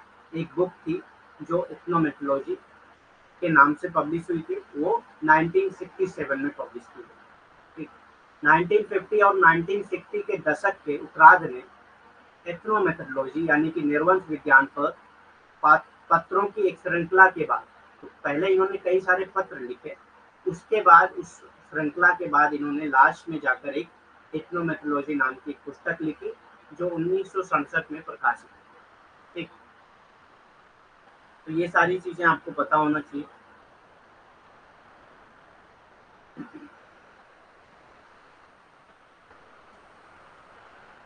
This book established ethnomethodology as a major perspective in sociology. अब इस बुक की वजह से जब ये बुक पब्लिश हुई तो ये बहुत मेजर पर्सपेक्टिव बन गया sociology, but also lead to wide spread controversy and rejection. ऐसा नहीं है कि सिर्फ मतलब इस बुक से मतलब एक पर्सपेक्टिव डेवलप हुआ सोशोलॉजी में, बल्कि उसके साथ साथ जो है एक बहुत बड़ी कंट्रोवर्सी भी सामने आ गई इससे रिलेटेड। ठीक, और इसको बहुत ज़्यादा रिजेक्शन भी फेस करना पड़ा, मतलब लोग इसको मानने के लिए तैयार भी नहीं थे। ठीक, बहुत सारी कंट्रोवर्सी इसमें डेवलप हो गई। इस पुस्तक ने निर्वंश विज्ञान को समाजशास्त्र में एक प्रमुख परिपेक्ष के रूप में स्थापित किया। ठीक, प्रमुख परिपेक्ष के रूप में स्थापित किया, लेकिन व्यापक विवाद और अस्वीकृत का भी नेतृत्व किया। ठीक, तो इसको प्रमुख परिपेक्ष के रूप में तो स्थापित किया समाजशास्त्र में निर्वंश विज्ञान को इस बुक ने, लेकिन उसके साथ साथ जो है बहुत सारे विवाद भी खड़े हो गए इससे रिलेटेड, और बहुत सारे लोगों ने इसको अस्वीकृत भी किया। ठीक, सर्वे मेथड, नेक्स्ट कॉन्सेप्ट आता है सर्वे मेथड। अब सर्वे मेथड क्या है, सर्वेक्षण के तरीके का मतलब क्या होता है, एक मिनट देख लेते हैं हम लोग।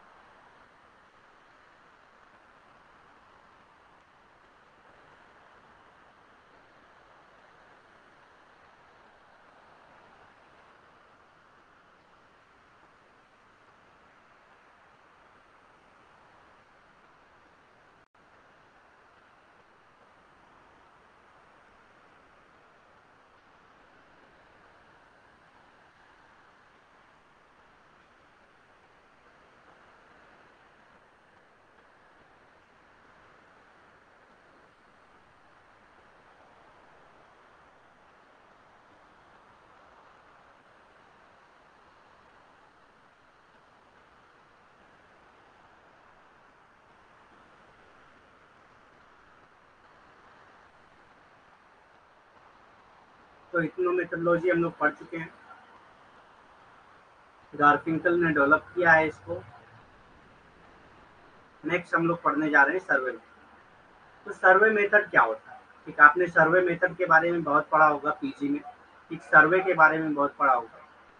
सर्वे allows researcher to gather insight related to a particular area of interest. ठीक, तो सर्वे जो है रिसर्चर को अलाउ करता है ताकि जो है आप एक पर्टिकुलर एरिया ऑफ इंटरेस्ट से रिलेटेड जो है इंफॉर्मेशन को पा सकें। इनसाइट रिलेटेड टू, इनसाइट मतलब कि यहाँ पे इंफॉर्मेशन, ठीक। तो सर्वे की वजह से जो रिसर्चर है उसको बहुत सारी चीज़ें अपने एरिया से रिलेटेड, अपने इंटरेस्ट से रिलेटेड बहुत सारी जानकारी मिलती है। तो सर्वे एक तरह से आप कह सकते हैं कि डाटा कलेक्शन मेथड है, ठीक। सर्वे क्या है? डाटा कलेक्शन मेथड है। तो इस डाटा कलेक्शन मेथड से जो रिसर्चर होता है वो अपने एरिया ऑफ इंटरेस्ट से रिलेटेड बहुत सारी इंफॉर्मेशन को इकट्ठा करता है। सर्वेक्षण के तरीके, सर्वेक्षण शोधकर्ताओं को रुचि के एक विशेष क्षेत्र से संबंधित, ठीक। तो सर्वेक्षण क्या है? शोधकर्ताओं को रुचि के एक क्षेत्र से संबंधित, मतलब उनका जो क्षेत्र है जिससे वो रुचि रखते हैं और जिसमें वो शोध कर रहे हैं उससे संबंधित जो है कुछ इंफॉर्मेशन, कुछ ज्ञान जो है एकत्र करने के लिए अनुमति देता है ये सर्वेक्षण का तरीका। मतलब कि सर्वेक्षण जो है वो एक तरीका है ज्ञान को एकत्र करने का, या मतलब डाटा को एकत्र करने का, ठीक। The survey method is the practice of gathering data from a study by asking people questions related to your research.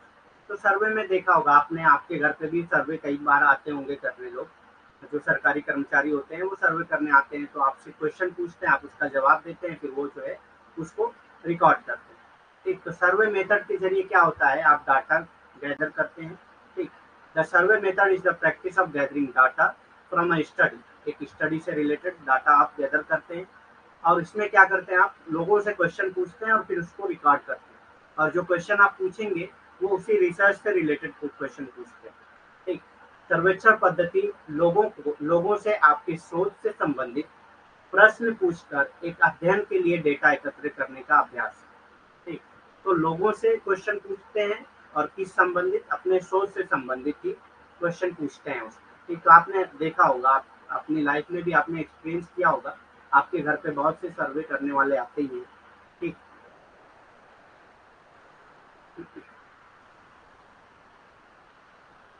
Typically researcher survey people who have particular knowledge, ठीक। तो रिसर्चर जो है ऐसे लोगों का सर्वे करता है जिनके पास जो आपका रिसर्च टॉपिक है उससे रिलेटेड नॉलेज है, ठीक। ऐसा नहीं है कि मतलब हम, हाँ, मतलब जो हमारा टॉपिक है उसके विपरीत जाकर किसी ऐसे लोगों से आप पूछताछ कर रहे हैं जो आपके टॉपिक के बारे में कुछ भी नहीं जानता, ठीक।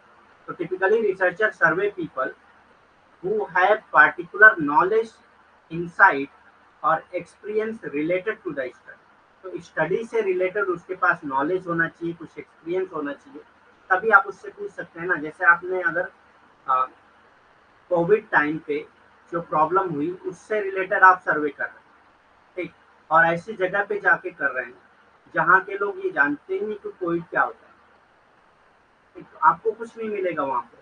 तो जिन्होंने कोविड को फेस किया है, जिन्होंने एक्सपीरियंस किया है उसको, जिनके पास उससे रिलेटेड नॉलेज है, जैसे कि डॉक्टर, या जिन्होंने एक्सपीरियंस किया है जैसे कि जिनको कोविड हुआ था, ठीक, उन्हीं लोगों के से आप सर्वे करेंगे। तो रिसर्चर ज़्यादातर ऐसे लोगों से ही पूछताछ करता है जिन्होंने उस चीज़ को एक्सपीरियंस किया हो या उस टॉपिक से रिलेटेड उनको कोई नॉलेज हो, ठीक। आमतौर पर शोधकर्ता उन लोगों का सर्वेक्षण करते हैं जिनके पास अध्ययन से संबंधित विशेष ज्ञान, अंतर्दृष्टि या अनुभव होता है, ठीक।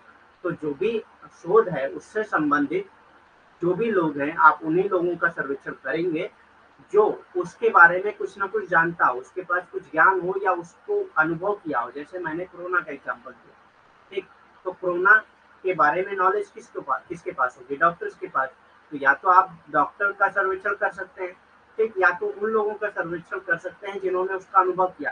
तो ऐसा नहीं कि जिन्होंने कभी कोरोना का नाम ही नहीं सुना, उससे उसके पास जाके आप स्टडी करेंगे तो वहाँ पे तो आपको कुछ नहीं मिलने वाला है, ठीक। तो जो शोधकर्ता होता है वो ज़्यादातर उन्हीं को फोकस करता है जो उसके स्टडी से रिलेटेड नॉलेज रखते हो या उसका एक्सपीरियंस की, ठीक।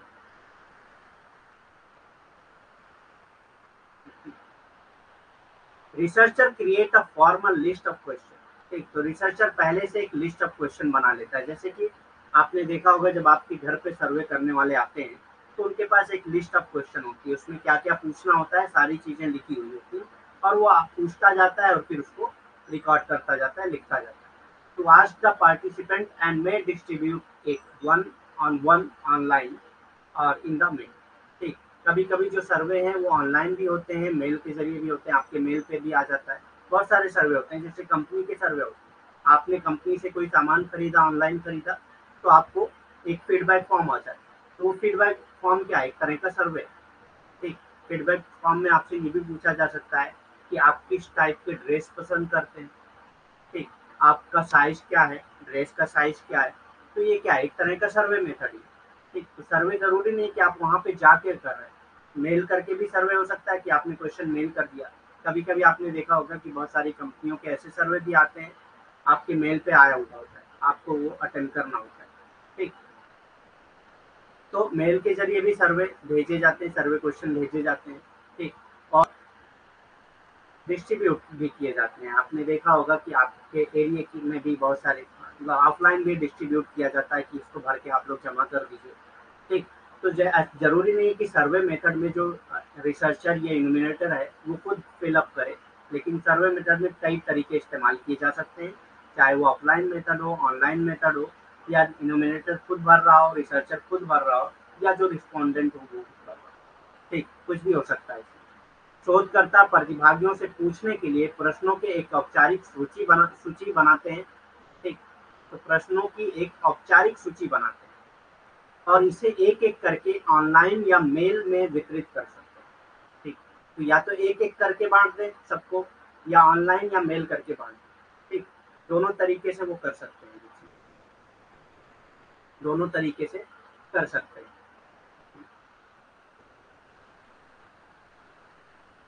Types of survey method. अब सर्वे मेथड के टाइप्स कौन कौन से होते हैं, सर्वेक्षण विधि के प्रकार कौन कौन से होते हैं। तो सबसे पहले जो आता है वो आता है फोकस ग्रुप।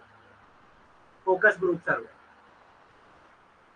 फोकस ग्रुप मतलब कि आप उन्हीं लोगों को जो है संकेंद्रित उन्हीं लोगों के का सर्वे करेंगे जो आपके फोकस ग्रुप, मतलब आपने तय कर लिया कि हम यही इसी एरिया का सिर्फ करेंगे।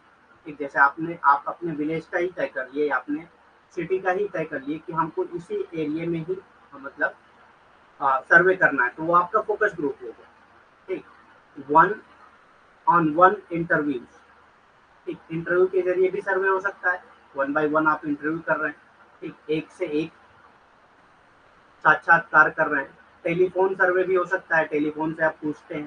ठीक, फोन करके आप पूछते हैं, आपके मोबाइल पे बहुत सारे कॉल्स ऐसे आते हैं जो सर्वे करते हैं, सर्वे से रिलेटेड वो क्वेश्चन पूछते हैं। ठीक, टेलीफोन सर्वेक्षण भी होता है।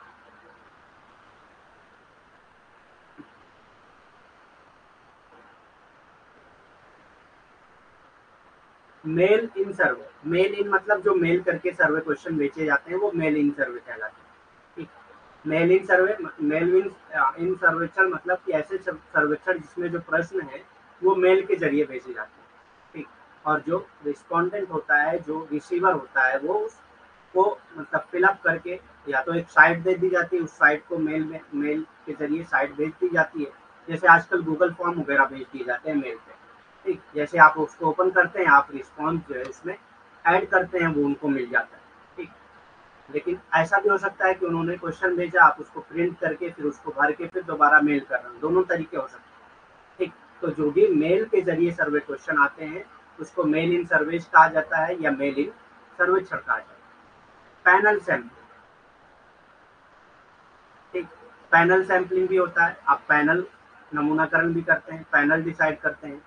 ठीक, पैनल बनाते हैं अलग अलग लोगों का और उनका फिर सर्वे करते हैं। ऑनलाइन सर्वे, ऑनलाइन बहुत सी साइट्स होती हैं, जैसे आप ऑनलाइन शॉपिंग की साइट है, वहाँ पे भी सर्वे होते रहते हैं कि आप किस टाइप के प्रोडक्ट को पसंद करते हैं या कौन से प्रोडक्ट आपको पसंद आए हैं या नहीं आए हैं। जैसे आप रेटिंग देते हैं ना, तो वो रेटिंग क्या है, एक तरह का सर्वे। ठीक, तो ऑनलाइन सर्वे जो ऑनलाइन के जरिए, ऑनलाइन मीडिया के जरिए, ठीक, इलेक्ट्रॉनिक मीडिया के जरिए जो सर्वे होता है वो ऑनलाइन सर्वे कहलाता है। ठीक, आईसीटी का इस्तेमाल करके जो सर्वे होगा वो ऑनलाइन सर्वे कहलाता है। ठीक, तो ये सारी चीज़ें आपका फर्स्ट पेपर में भी काम आएगी, क्योंकि फर्स्ट पेपर में भी जो सेकंड यूनिट है वो रिसर्च मेथडोलॉजी है। ठीक,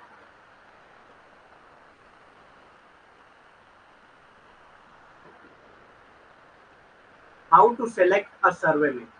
अब सर्वे मेथड आप कैसे सेलेक्ट करेंगे, क्योंकि मेथड तो कई है सर्वे के, लेकिन आप सर्वे मेथड कैसे सेलेक्ट करेंगे, ये कैसे तय होगा, देखते हैं हम लोग। सर्वेक्षण विधि का चयन कैसे करें? तो सर्वेक्षण की तो कई सारी विधियां हैं, तो उन विधियों का चयन कैसे करेंगे आप? तो 4 तरीके बताए गए हैं इसमें। डिटरमाइन द सर्वे गोल, आपका गोल क्या है? सर्वे गोल से ही आप डिटरमाइन कर सकते हैं। अगर बहुत ब्रॉड गोल है, आपको लगता है कि फिजिकल वे में आप सर्वे नहीं कर सकते इस गोल से रिलेटेड, तो आप ऑनलाइन भेज देते हैं। ठीक, सर्वेक्षण का लक्ष्य निर्धारित करें। तो सबसे पहले आपको लक्ष्य देखना होगा कि लक्ष्य क्या है सर्वे का। उसी बेस पे आप जो है ऑनलाइन जाएंगे या ऑफलाइन जाएंगे, क्योंकि ऑफलाइन में बहुत ब्रॉड लेवल का सर्वे नहीं हो सकता। ठीक, क्योंकि वो बहुत ज़्यादा टाइम कंज्यूमिंग होता है। ठीक, तो इसीलिए पहले आपका गोल क्या है, आपका लक्ष्य क्या है, वो डिसाइड करेंगे, उसके बाद ही आप जा सकते हैं उसके साथ। मेथड आप तभी डिसाइड कर सकते हैं या विधि आप तभी डिसाइड कर सकते हैं। कैलकुलेट योर बजट, अब बजट भी आपको कैलकुलेट करना है। आपका बजट क्या है ये तय करना सबसे ज़्यादा ज़रूरी होता है, क्योंकि ऑनलाइन भेजने में तो बजट कम लगेगा। ठीक, मेल करने में बजट कम लगेगा, लेकिन फिजिकल वे में अगर आप जो है ऑफलाइन जाके सर्वे करते हैं तो उसमें बजट ज़्यादा लगेगा। हो सकता है आप मतलब डिफरेंट जियोग्राफिकल एरिया में कर रहे हैं। ठीक, आज यहाँ कर रहे हैं, कल 50 किलोमीटर दूर कर रहे हैं, तो आने जाने का खर्च, फिर वहाँ पे जो इन्यूमिनेटर जो मतलब उसको रिकॉर्ड कर रहा होगा उसकी फीस अलग होती है। ये सारी चीज़ें करने में आपको बजट पहले देखना होगा। बजट अगर आपका कम है तो ऑनलाइन में मेथड जो है वो बेस्ट होगा, या मेलिंग मेथड ज़्यादा बेस्ट होगा।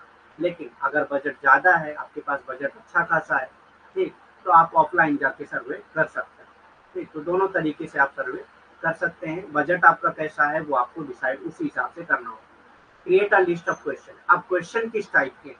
ठीक, कहीं ऐसे क्वेश्चन तो नहीं है कि अगर ऑनलाइन में लोग स्किप कर दें तो आपका सर्वे खराब हो जाए। ठीक, सर्वे सही तरीके से ना हो पाए। ऑफलाइन में जाके लोग जो है जवाब तो दे ही देते हैं, क्योंकि आप खुद ही भर रहे हैं तो उनको खाली जवाब देना होता है। ऑनलाइन में क्या होता है कि पूरा जो है रिस्पॉन्डेंट पे डिपेंड होता है, उसने किस सवाल के जवाब दिए और किसके छोड़ दिए इससे कोई मतलब नहीं होता है। लेकिन जब आप ऑफलाइन में जाते हैं तो ऑफलाइन में आप सारे क्वेश्चन खुद ही पूछ लेते हैं, तो वो जवाब देता ही देता है उसका। ठीक, प्रश्नों की सूची के हिसाब से भी आप मेथड तय करते हैं। ठीक, प्रश्न कैसे हैं उस हिसाब से आप मेथड तय करते हैं। कुछ ऐसे क्वेश्चन होते हैं जो आपको लगता है कि ऑनलाइन लोग इसका आंसर नहीं कर पाएंगे या ऑफलाइन नहीं कर पाएंगे। बहुत सारी चीजें होती हैं, जैसे प्राइवेसी से रिलेटेड जो क्वेश्चन होते हैं, लोग ऑनलाइन जवाब देना मतलब एक अ, आसान होता है लोगों के लिए कि ऑनलाइन वो बोल तो सकते हैं लेकिन सामने नहीं बोल पाते। ठीक, अगर ऐसे क्वेश्चन है जो सामने बोलने में झिझक हो रही है तो हो सकता है आप ऑनलाइन मेथड से जा सकते हैं। या आपको अगर ऐसा डर लग रहा है कि आपके क्वेश्चन ऐसे हैं कि ऑनलाइन मेथड में लोग स्किप कर देंगे इस क्वेश्चन को, तो वहाँ पे आप ऑफलाइन जाके सर्वे कर सकते हैं। या बहुत सारे तरीके जो भी आप उसी तरीके मतलब अपने क्वेश्चन के हिसाब से ही आप अपना तरीका तय करेंगे। ठीक, अब फोकस मेथड अगर करना है तो पहले आपका क्वेश्चन क्या है? वो क्वेश्चन अगर किसी बीमारी से रिलेटेड है, जैसे कोविड से रिलेटेड है या एड्स से रिलेटेड, तो यहाँ पे आपका फोकस ग्रुप सर्वे होगा ना। तो अब फोकस ग्रुप सर्वे में आप ऑफलाइन जाके उन्हीं लोगों से क्वेश्चन पूछेंगे जिनको एड्स हुआ होगा या जो कोविड को एक्सपीरियंस किए होंगे। तो इसीलिए मतलब सबसे पहले आप क्वेश्चन की लिस्ट बनाएंगे। अब क्वेश्चन की लिस्ट में आपके लिस्ट में कौन कौन से लोग आते हैं, क्वेश्चन की लिस्ट में कौन कौन से लोग आते हैं, उस हिसाब से आप मेथड फिर डिसाइड करते हैं। कंसल्ट योर टीम, अपने टीम से भी कंसल्ट करके आप पूछ सकते हैं कि कौन सा मेथड यूज किया जा सकता है। ठीक,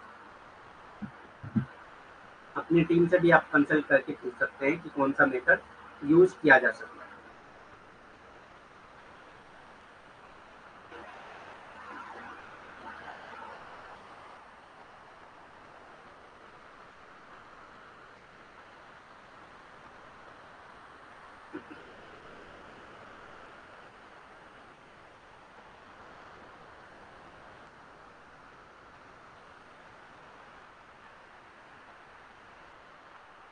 ठीक,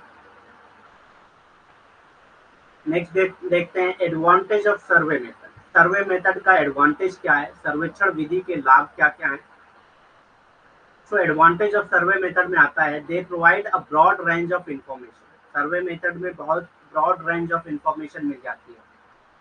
ठीक, बहुत ज्यादा इंफॉर्मेशन आप इकट्ठा कर सकते हैं सर्वे मेथड के जरिए। वे जानकारी की एक विस्तृत श्रृंखला प्रदान करते हैं। तो सर्वे मेथड का सबसे बड़ा जो एडवांटेज है वो यही है कि ब्रॉड रेंज ऑफ इंफॉर्मेशन आपको मिल जाती है। जानकारी की एक विस्तृत श्रृंखला मिल जाती है आपको इससे, सर्वेक्षण विधि से। दे आर कास्ट इफेक्टिव और इफिशिएंट। ठीक, तो ये कास्ट इफेक्टिव या एफिशिएंट दोनों हो सकते हैं। ठीक, मतलब आपका कास्ट बहुत ज़्यादा लग भी सकता है, बहुत कम लग सकता है। जैसे ऑनलाइन अगर आप करते हैं तो हो सकता है कि बहुत कम आपको सर्वे में खर्च करना पड़े। ठीक, ये लागत प्रभावी और कुशल है। ठीक, एफिशिएंट भी होते हैं, कुशल भी होते हैं। ठीक, लेकिन लागत प्रभावी भी होते हैं, मतलब कि कास्ट इफेक्टिव होते हैं। अगर आप ऑनलाइन जाएंगे तो कम आपका कास्ट लगेगा, तो कम कास्ट में आप मतलब कम पैसे में ज़्यादा काम हो रहा है आपका। जो कंपनियां करती हैं, जो ऑनलाइन कंपनियां या जो आप शॉपिंग साइट्स जो है ऑनलाइन, वो ज़्यादातर ऑनलाइन मेथड से ही करती हैं। ऑफलाइन जाके करेंगी तो बहुत उनका पैसा लग जाएगा उसमें। ठीक, they are simple to analyse.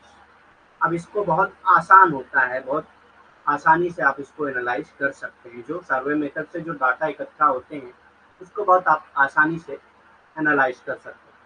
उनका विश्लेषण करना आसान है। मतलब कि जो भी आप सर्वेक्षण मेथड से जो भी आपने जानकारी इकट्ठा की है, उन जानकारियों का विश्लेषण करना बहुत आसान होता है। तो ये एडवांटेज है survey method. Disadvantage of survey method. अब सर्वे मेथड का डिसएडवांटेज क्या है, सर्वेक्षण पद्धति के नुकसान क्या है? Participant willingness. ठीक, प्रभावियों की इच्छा, मतलब उनकी इच्छा है, पार्टिसिपेंट की इच्छा है, या जो मतलब भाग ले रहे हैं इस सर्वे में, वो उनकी इच्छा है कि नहीं, ये डिपेंड करता है। ठीक, अगर वो आपका जवाब ही नहीं देना चाह रहे तो आप सर्वे कर चुके थे। ठीक, ऑनलाइन आपने मेल भेजा, उसने जवाब ही नहीं दिया, मेल देख के छोड़ दिया। ठीक, ऑनलाइन आपने, जैसे हम कर देते हैं ना, स्किप कर देते हैं। जैसे आप कोई सामान खरीदते हैं ऑनलाइन, तो वहाँ पे एक आपको लिस्ट आ जाती है, लिस्ट ऑफ क्वेश्चन आ जाता है। ठीक, आपने क्या कर दिया, उसको स्किप कर दिया। ठीक, तो आपका वहाँ पे विलिंगनेस नहीं थी, आपकी इच्छा नहीं थी उसका जवाब देने की। तो यहाँ पे ये इसका डिसएडवांटेज हो सकता है कि आप किसी से जबरदस्ती नहीं पूछ सकते। ठीक, सेमेंटिक डिफरेंसेस। सेमेंटिक किसको कहते हैं? सेमेंटिक कहते हैं लैंग्वेज। लैंग्वेज, सेमेंटिक डिफरेंसेस शब्दार्थ भेद।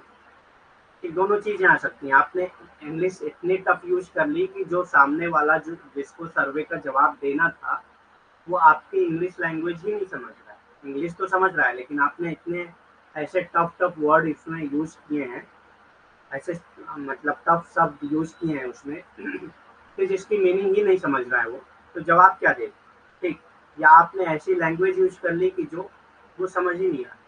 मतलब जैसे अगर आपने केरला में सर्वे किया और आप हिंदी लैंग्वेज यूज कर रहे हैं, तो बहुत सारे लोग हो सकता है आपकी लैंग्वेज ही ना समझे, तो उसका आपका सर्वे का जवाब क्या देंगे? सर्वे क्वेश्चन का आपको जवाब ही नहीं दे पाएंगे।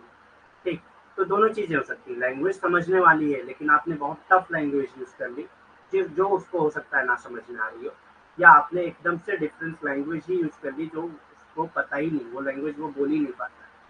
ठीक, ना पढ़ पाता है उस लैंग्वेज। ठीक, तो यहाँ पे सेमेंटिक डिफरेंसेस भी आते हैं, डिसएडवांटेज है एक तरह का सर्वे मेथड का। सर्वेक्षण पद्धति के नुकसान में सबसे बड़ा नुकसान जो है वो यही आता है कि शब्दार्थ भेद होते हैं। अगर शब्दार्थ भेद होगा तो जो प्रतिभागी हैं वो आपका जवाब नहीं दे पाएंगे। Human biases. ह्यूमन बायसेस मतलब मुझसे अगर मेरे किसी बिलीफ से रिलेटेड क्वेश्चन पूछा जाएगा, तो मैं हो सकता है झूठ भी बोल दूं। ठीक, मैं हो सकता है बहुत सारी झूठ भी बोल दूं अपने बिलीफ को मतलब सपोर्ट करने के लिए। तो यहाँ पे बायसनेस भी आ जाता है एक तरह का। ठीक, मानवीय पक्षपात भी हो सकता है। ठीक, मैं जवाब देते वक्त हो सकता है अपनी जो मान्यताएं हैं उसका सपोर्ट करने के लिए कुछ झूठ भी बोल दूं, या कुछ ऐसी चीजें भी बता रहा हूँ जो जिससे मतलब जो भी मेरी मान्यताएं हैं वो बाकी रह जाए, वो मतलब उसका सपोर्ट हो सके और उसको मैं लेके चलता हूँ। ठीक, तो एक तरह से पक्ष लेता हूँ मैं अपनी मान्यताओं का। तो ये भी एक तरह का डिसएडवांटेज है सर्वे मेथड का। सर्वेक्षण पद्धति का एक नुकसान ये भी है कि मानवीय पक्षपात होता है, ह्यूमन बायसेस होता है। ठीक, भाई मेरे अगर जैसे मेरे कास्ट के खिलाफ या मेरे रिलीजन के खिलाफ अगर कोई सर्वे है, तो वहां पे मैं अलग ही जवाब दूंगा ना, क्योंकि मैं थोड़ी चाहूंगा कि मेरा रिलीजन या मेरी कास्ट को लोग नीचा दिखाएं। ठीक, तो एक तरह का बायसनेस मेरे अंदर आ रहा है ना जवाब देते वक्त। नेक्स्ट मेथड आता है हिस्टोरिकल मेथड। अब हिस्टोरिकल मेथड में क्या चीजें होती हैं?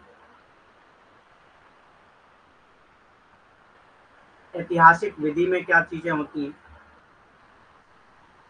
The historical method involve the study of origin.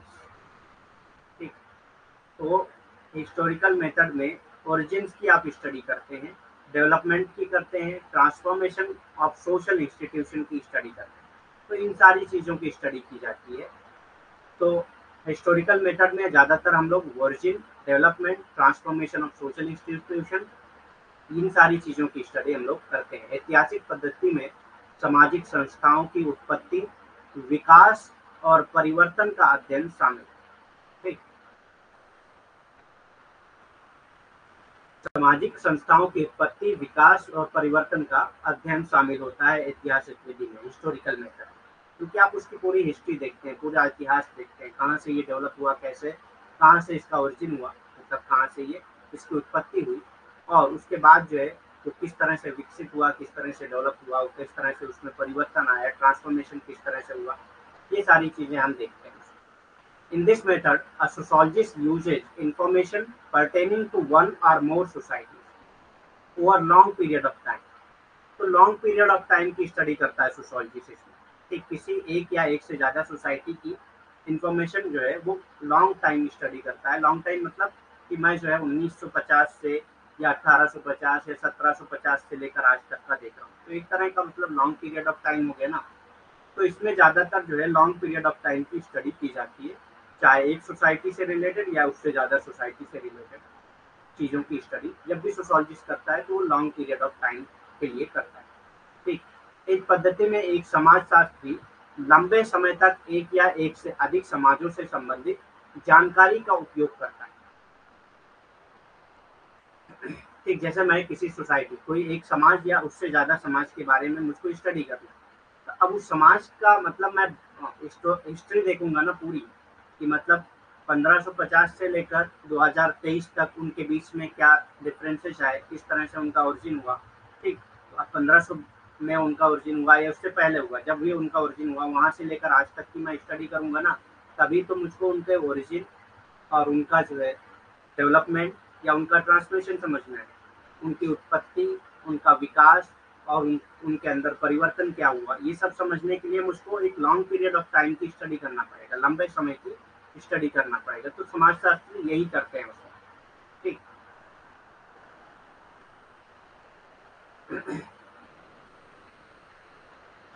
The historical method consist of a study of event.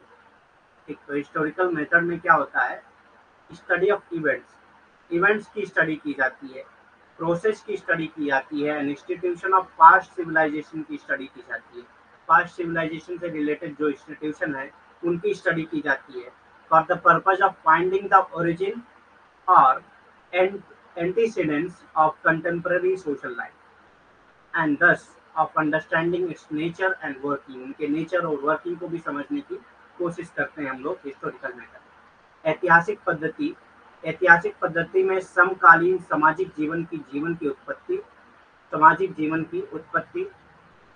या पूर्ववर्ती खोजने के उद्देश्य से घटनाओं, प्रक्रियाओं और पिछली सभ्यताओं की संस्थाओं का अध्ययन होता है, और इस प्रकार इसकी प्रवृत्ति और कार्यप्रणाली को समझा जाता है। ठीक, तो हिस्टोरिकल मेथड में यही सारी चीजें होती हैं।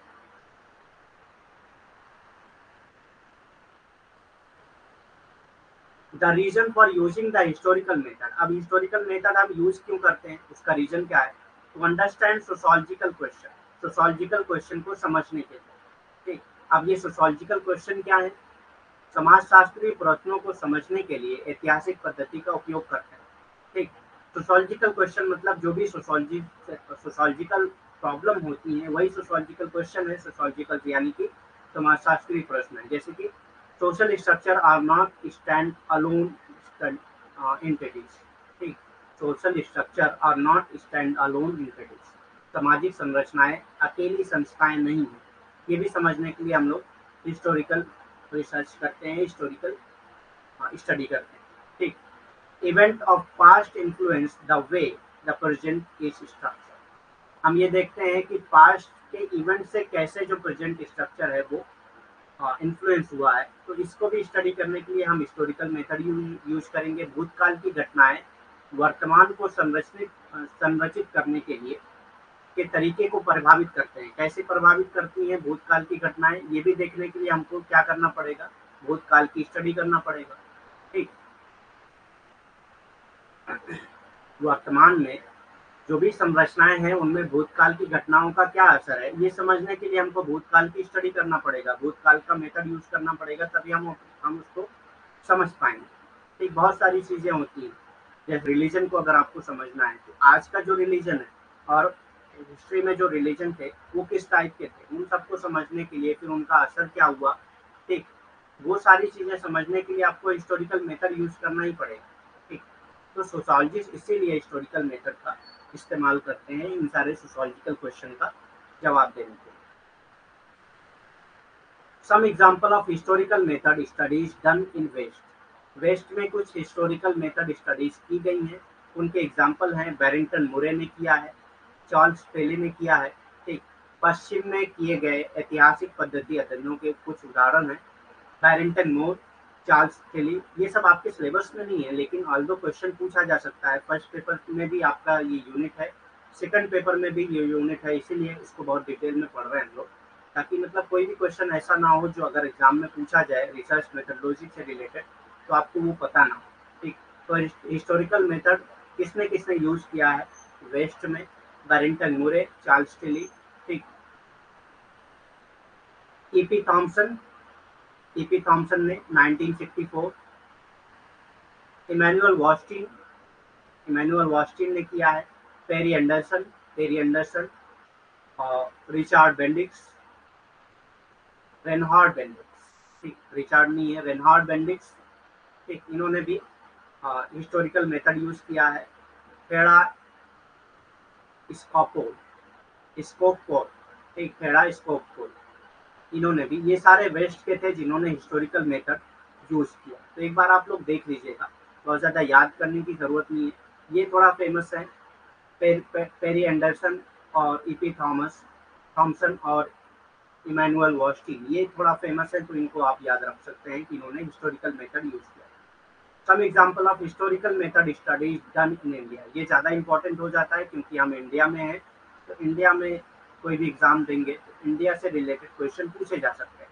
भारत में किए गए ऐतिहासिक पद्धति अध्ययन के कुछ उदाहरण, तो कुछ उदाहरण कौन कौन से हैं भारत में किए गए ऐतिहासिक पद्धति के?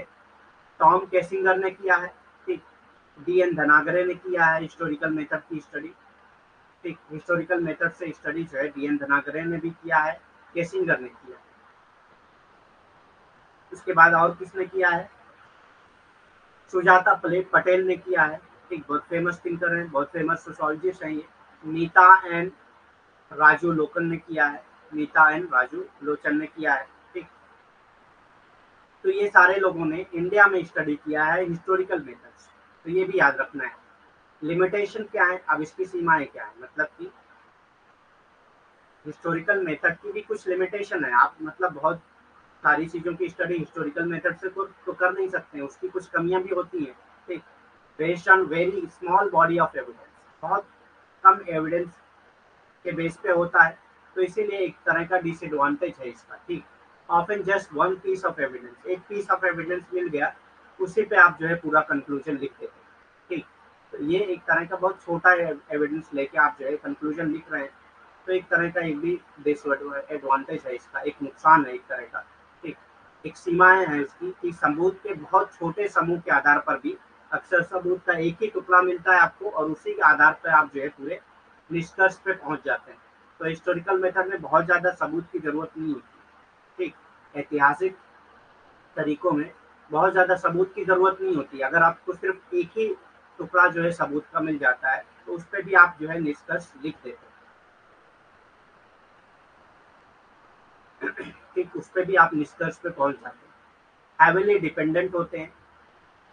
ठीक, हैविली डिपेंडेंट मतलब कि ज़्यादातर ये एविडेंस पे डिपेंड होते हैं, एविडेंस मिला तभी आप निष्कर्ष तक पहुंच सकते हैं, नहीं तो नहीं पहुंच पाएंगे, भारी निर्भर होते हैं।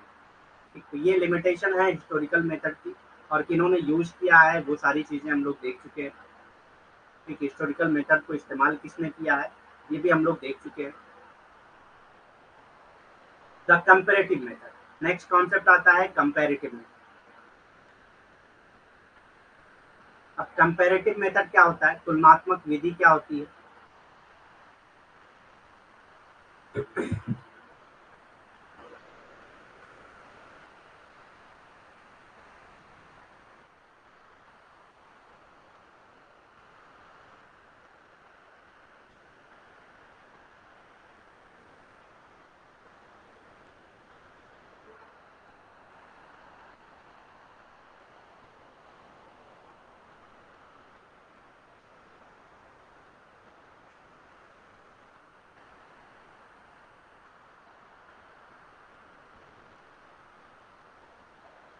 कंपैरेटिव मेथड, तुलनात्मक विधि। अब ये भी एक मेथड है डाटा कलेक्शन का, कंपैरेटिव मेथड भी एक तरह का स्टडी मेथड है, रिसर्च मेथड है ये कंपैरेटिव मेथड यानी कि तुलनात्मक विधि। The comparative method so called is does the process of comparing situation. जब आप सिचुएशन को, ग्रुप्स को, कल्चर को, या whatever which are similar and act which differ in known as, ठीक, तो दो चीजों के बीच में, दो वेरिएबल्स के बीच में अगर आप कंपेयर करते हैं, चाहे वो कोई सिचुएशन हो, कोई ग्रुप हो, दो कल्चर के बीच में, या कोई भी ऐसी सिमिलर चीजें या डिफरेंट चीजों को आप कंपेयर करके स्टडी करते हैं, तो इसी को कंपेरेटिव मेथड कहा जाता है। तुलनात्मक विधि यानी कि तथाकथित इस प्रकार स्थितियों, समूह, संस्कृतियों या जो भी हो, जो समान है और फिर भी ज्ञात तरीकों से भिन्न, समान है लेकिन ज्ञात तरीके से भिन्न है, तो उनका अगर आप तुलना करते हैं एक दूसरे की, चाहे दो समूह के बीच में तुलना कर रहे हैं, दो स्थितियों के बीच में तुलना कर रहे हैं, तो ऐसी जो विधि होती है उस विधि को तुलनात्मक विधि कहा जाता है। इस प्रक्रिया को क्या कहा जाता है, तुलनात्मक विधि कहा जाता है। ठीक।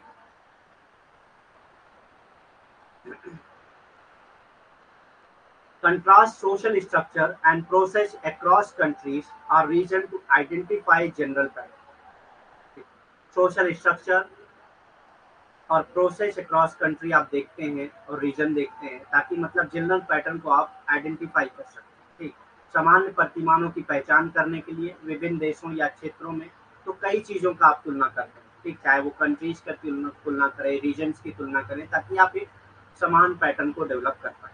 ठीक। एक समान प्रतिमानों की पहचान कर सकें, ठीक, सामाजिक संरचनाओं और प्रतिक्रियाओं की तुलना करते हैं इसमें। अब एडवांटेज क्या है कंपैरेटिव मेथड का, लाभ क्या है कंपैरेटिव मेथड का? Discovers cause and effect relationship. Cause and effect relationship discover करता है। कॉज एंड इफेक्ट मतलब किस वजह से कोई चीज हुई और उसका इफेक्ट क्या हुआ, किसी चीज का इफेक्ट क्या हो रहा है और उसका कॉज क्या है, ये कॉज एंड इफेक्ट कहलाता है। तो कॉज एंड इफेक्ट रिलेशनशिप को डेवलप करने के लिए कंपैरेटिव मेथड का इस्तेमाल किया जाता है। ठीक। कारण और प्रभाव संबंधों की खोज करने के लिए जो है ज्यादातर हम लोग कंपैरेटिव मेथड यानी कि तुलनात्मक विधि का इस्तेमाल करते हैं। ठीक। पोजेस नो एथिकल इश्यूज, इसमें कोई एथिकल इश्यूज नहीं होता। ठीक, कोई नैतिक मुद्दे नहीं रखते हैं। ठीक, तो तुलनात्मक विधि में कोई नैतिक मुद्दे यानी कि कोई एथिकल इशू नहीं आता। ठीक, आप आसानी से कर सकते हैं। जिसमें एथिकल इशू या नैतिक मुद्दे आते हैं उसमें स्टडी करना ज़्यादा मुश्किल हो जाता है। Can be studied in the past, ठीक, पास्ट की स्टडी भी किया जा सकता है इसमें। ठीक, आप जो है भूतकाल को वर्तमान काल से कंपेयर करके देखना है, पहले की सोसाइटी को आज की सोसाइटी से कंपेयर करके देखना है, भूतकाल का अध्ययन किया जा सकता है इसमें। ठीक, तो भूतकाल का भी अध्ययन किया जा सकता है। ये सारे एडवांटेज है इसमें, लाभ है ये। एक अवॉइड्स आर्टिफिशियलिटी, आर्टिफिशियलिटी को ये खत्म करता है, मतलब किसी चीज को आप बना नहीं सकते। ठीक, ये कृत्रिमता से बचाता है। ठीक, कोई आर्टिफिशियली जो है, क्योंकि आप दो चीजों को कंपेयर कर रहे हैं, तो अगर कोई आर्टिफिशियल चीज होगी तो वो कंपेयर करते वक्त पता चल जाती है। ठीक, कृत्रिमता से बचाता है ये चीजें। डिसएडवांटेज क्या है? अब सारी चीज के एडवांटेज डिसएडवांटेज दोनों तो होते ही है। तो अब तुलनात्मक विधि यानी कि कंपैरेटिव मेथड के डिसएडवांटेज क्या है? No control over variable, variables पे इनका कोई कंट्रोल नहीं होता। ठीक, आप जब तुलना कर रहे हैं, जब आप जो है उसमें कंपेयर कंपेयर कर रहे हैं, इसमें जो है कोई भी कंट्रोल नहीं होता। Thought experiment. Variable thought experiment पे कोई कंट्रोल नहीं होता है, चरों का कोई नियंत्रण नहीं है थॉट एक्सपेरिमेंट। डर्कीम ने कंपैरेटिव मेथड का यूज किया है। हम लोगों ने जब पढ़ा है डर्कीम के बारे में तो उस वक्त हम लोगों ने इसको भी डिस्कस किया है कि कंपैरेटिव मेथड का इस्तेमाल डर्कीम ने किया। एक बहुत इंपॉर्टेंट फिगर है ये कंपैरेटिव मेथड के। Durkheim was the first to seriously use the comparative method. तो डर्कीम फर्स्ट हैं जिन्होंने सीरियसली कंपैरेटिव मेथड को यूज किया है correctly in scientific sense. Correctly in scientific sense में जो है इन्होंने कंपैरेटिव मेथड का यूज किया है। ये कोलिंस ने बताया है, ठीक है, उनकी कोलिंस की बुक में दिया हुआ है ये। And it is central to Durkheim's vision of sociology. अब जो डर्कीम का विजन ऑफ सोशोलॉजी था उनमें जो कंपैरेटिव मेथड है वो सबसे सेंट्रल था, सबसे मेन चीज थी। ठीक, डर्कीम वैज्ञानिक अर्थों में सही ढंग से तुलनात्मक पद्धति का गंभीरता से उपयोग करने वाले पहले व्यक्ति। ठीक, तो तुलनात्मक पद्धति का गंभीरता से सही ढंग से उपयोग करने वाले वैज्ञानिक अर्थों में सबसे पहले व्यक्ति कौन थे? डर्कीम थे। और ये डर्कीम की समाजशास्त्र की दृष्टि का केंद्र। ठीक, डर्कीम की जो समाजशास्त्र की दृष्टि है उसका केंद्र क्या है? तुलनात्मक विधि। ठीक, इसका केंद्र क्या है? तुलनात्मक विधि। According to Durkheim, to demonstrate that a given phenomena is the cause of another। डर्कीम के अकॉर्डिंग अगर आप जो है बताते हैं कि एक फेनोमेना दूसरे का कॉज है, मतलब कि एक फेनोमेना की वजह से दूसरा फेनोमेना हो रहा है, उसकी वजह से उसके कुछ इफेक्ट पड़ रहे हैं दूसरे फेनोमेना पे, तो आपको जो है कंपेयर करना होगा। ठीक, we have to compare the cause and cases and employ the comparative method. तो वहां पे आपको कंपैरेटिव मेथड का इस्तेमाल करना पड़ेगा। मतलब सिंपल ये है कि अगर आप कॉज एंड इफेक्ट देख रहे हैं, कॉज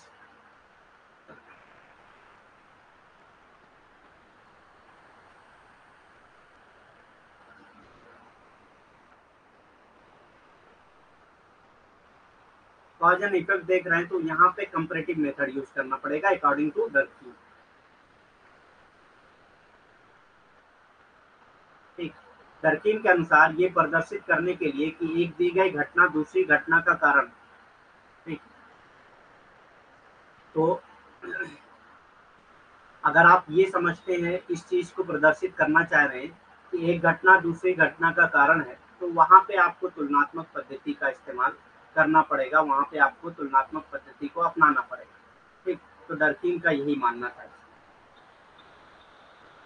नेक्स्ट क्या है? According to Durkheim, to demonstrate that a given phenomena is the cause of another, we have to compare the cases. ये रिपीट हुआ है उसमें। Call it as indirect experiment. तो ये बहुत इंपॉर्टेंट है कि इन्होंने इसको जो है इनडायरेक्ट एक्सपेरिमेंट भी कहा है। कंपैरेटिव मेथड को इनडायरेक्ट एक्सपेरिमेंट भी कहा है।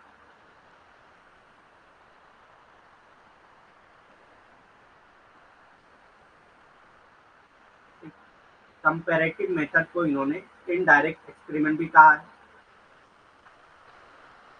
यानी कि तुलनात्मक विधि को इन्होंने अप्रत्यक्ष प्रयोग भी कहा है। तो ये कई बार एग्जाम में पूछा गया, बहुत इंपॉर्टेंट है।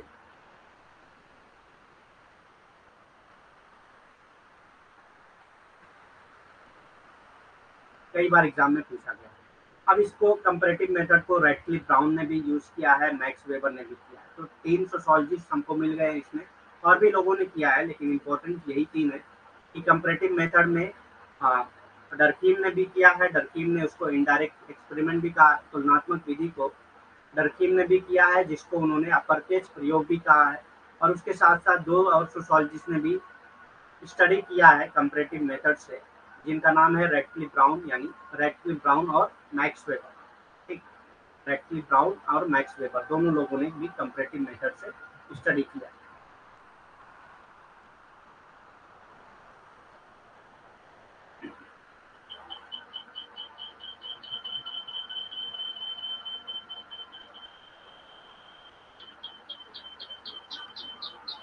1 मिनट।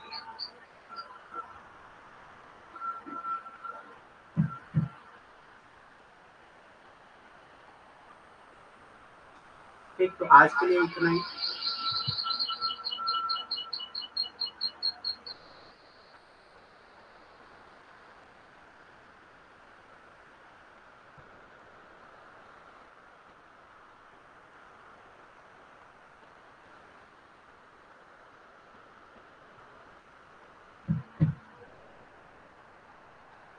ठीक है, एक बार देख लेते हैं क्या क्या पढ़ा है हम लोगों ने, उसके बाद क्लास को लीव करते हैं। तब तक आपको कोई क्वेश्चन पूछना है तो पूछ सकते हैं।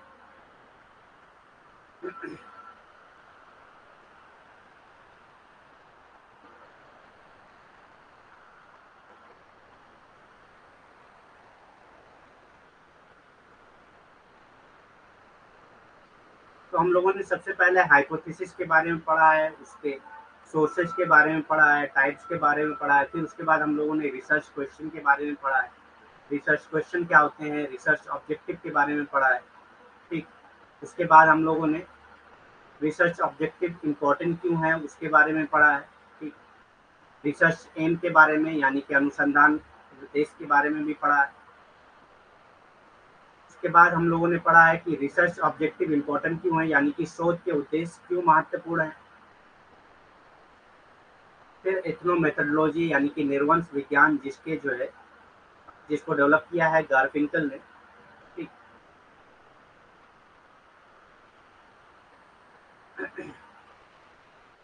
उसके बाद हम लोगों ने सर्वे मेथड पढ़ा है, इसके एडवांटेज डिसएडवांटेज, यूज किसने यूज किया है, ये सारी चीजें पढ़ा है हम लोगों ने। ठीक, टाइप्स क्या क्या है वो पढ़ा है हम लोगों ने, किस तरह से कौन सा मेथड सिलेक्ट करना है, किस तरह से स्टडी करना है, और जो है एडवांटेज क्या है, डिसएडवांटेज क्या है, ये सारी चीजें हम लोगों ने पढ़ा। फिर उसके बाद हिस्टोरिकल मेथड यानी कि ऐतिहासिक विधि। ठीक, किसने यूज किया है और क्या होता है इसमें, इसके भी एडवांटेज डिसएडवांटेज क्या है, लिमिटेशंस क्या है, ये सारी चीजें पढ़ा है हम लोगों ने। उसके बाद लास्ट में हम लोगों ने कंपैरेटिव मेथड पढ़ा है, तुलनात्मक विधि पढ़ा। ठीक, इसके एडवांटेज डिसएडवांटेज, किसने यूज किया है, जिसमें तीन इंपॉर्टेंट फिगर हैं, डर्कीन, रेडक्लिफ ब्राउन एंड वेबर। ठीक, और भी कोई क्वेश्चन है तो पूछ सकते हैं। और दूसरी चीज, आज से क्लासेस जो है वो 3 PM टू 5 PM ही होंगी। ठीक, अगर इसमें आपको कोई दिक्कत है तो आप टेलीग्राम पे मैसेज करके बता सकते हैं। कॉमन टाइम जो होगा वो डिसाइड कर लिया जाएगा।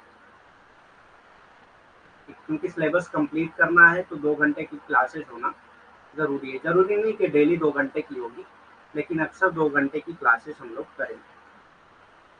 ठीक, तो जो भी क्वेश्चन पूछना है आप लोग पूछ सकते हैं। Any question?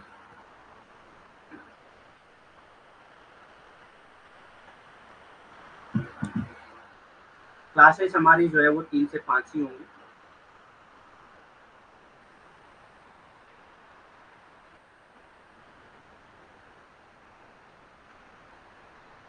हाँ, unit wise topic wise question होंगे। अभी पहले सिलेबस हम लोग कंप्लीट कर रहे हैं, उसके बाद यूनिट वाइज रिवाइज करने के साथ साथ हम लोग unit wise and topic wise question भी करेंगे। ठीक, तो उसमें प्रॉब्लम नहीं है, हम लोग unit wise topic wise question करेंगे।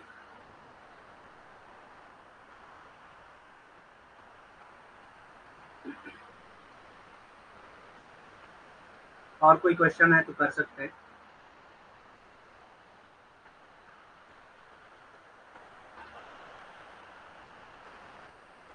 Any question? टाइम पे कोई किसी का इशू है, टाइम जो चेंज हुआ है उस पर?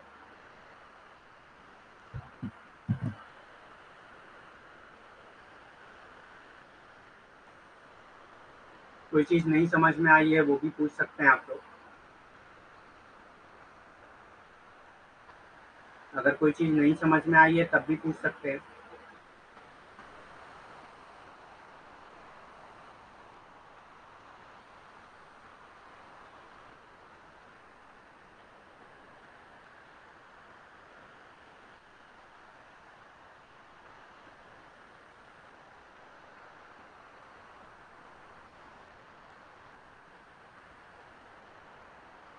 हाँ, एक चीज और थी कि कल से जो है हम लोग 5-5 क्वेश्चन भी ऐड करेंगे इसमें। डेली का जो टॉपिक होगा उस टॉपिक से रिलेटेड 5-5 क्वेश्चन हम लोग डेली ऐड करेंगे, जिससे क्या होगा कि हम लोग का थोड़ा टॉपिक वाइज रिवीजन भी होता जाएगा। ठीक, तो ये भी ठीक रहेगा एक तरह से। कल किसी ने बताया था मुझको कि सर हम लोग ऐसा कर सकते हैं कि 5-5 क्वेश्चन जो है उसमें ऐड कर ले। तो कल से हम लोग 5 question 5 MCQs daily unit wise करें,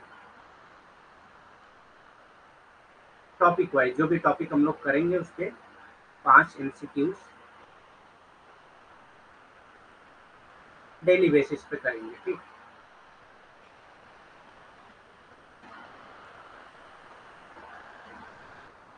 रिलेटेड टू टॉपिक, टॉपिक से रिलेटेड जो भी क्वेश्चन होंगे वो हम लोग करेंगे।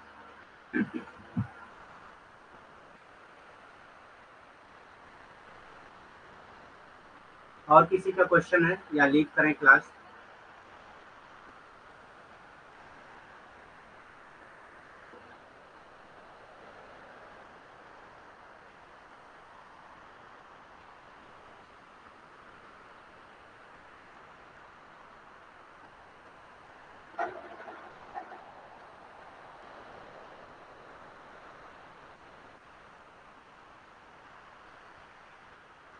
ठीक है, फिर लीव करते हैं class. Thank you very much.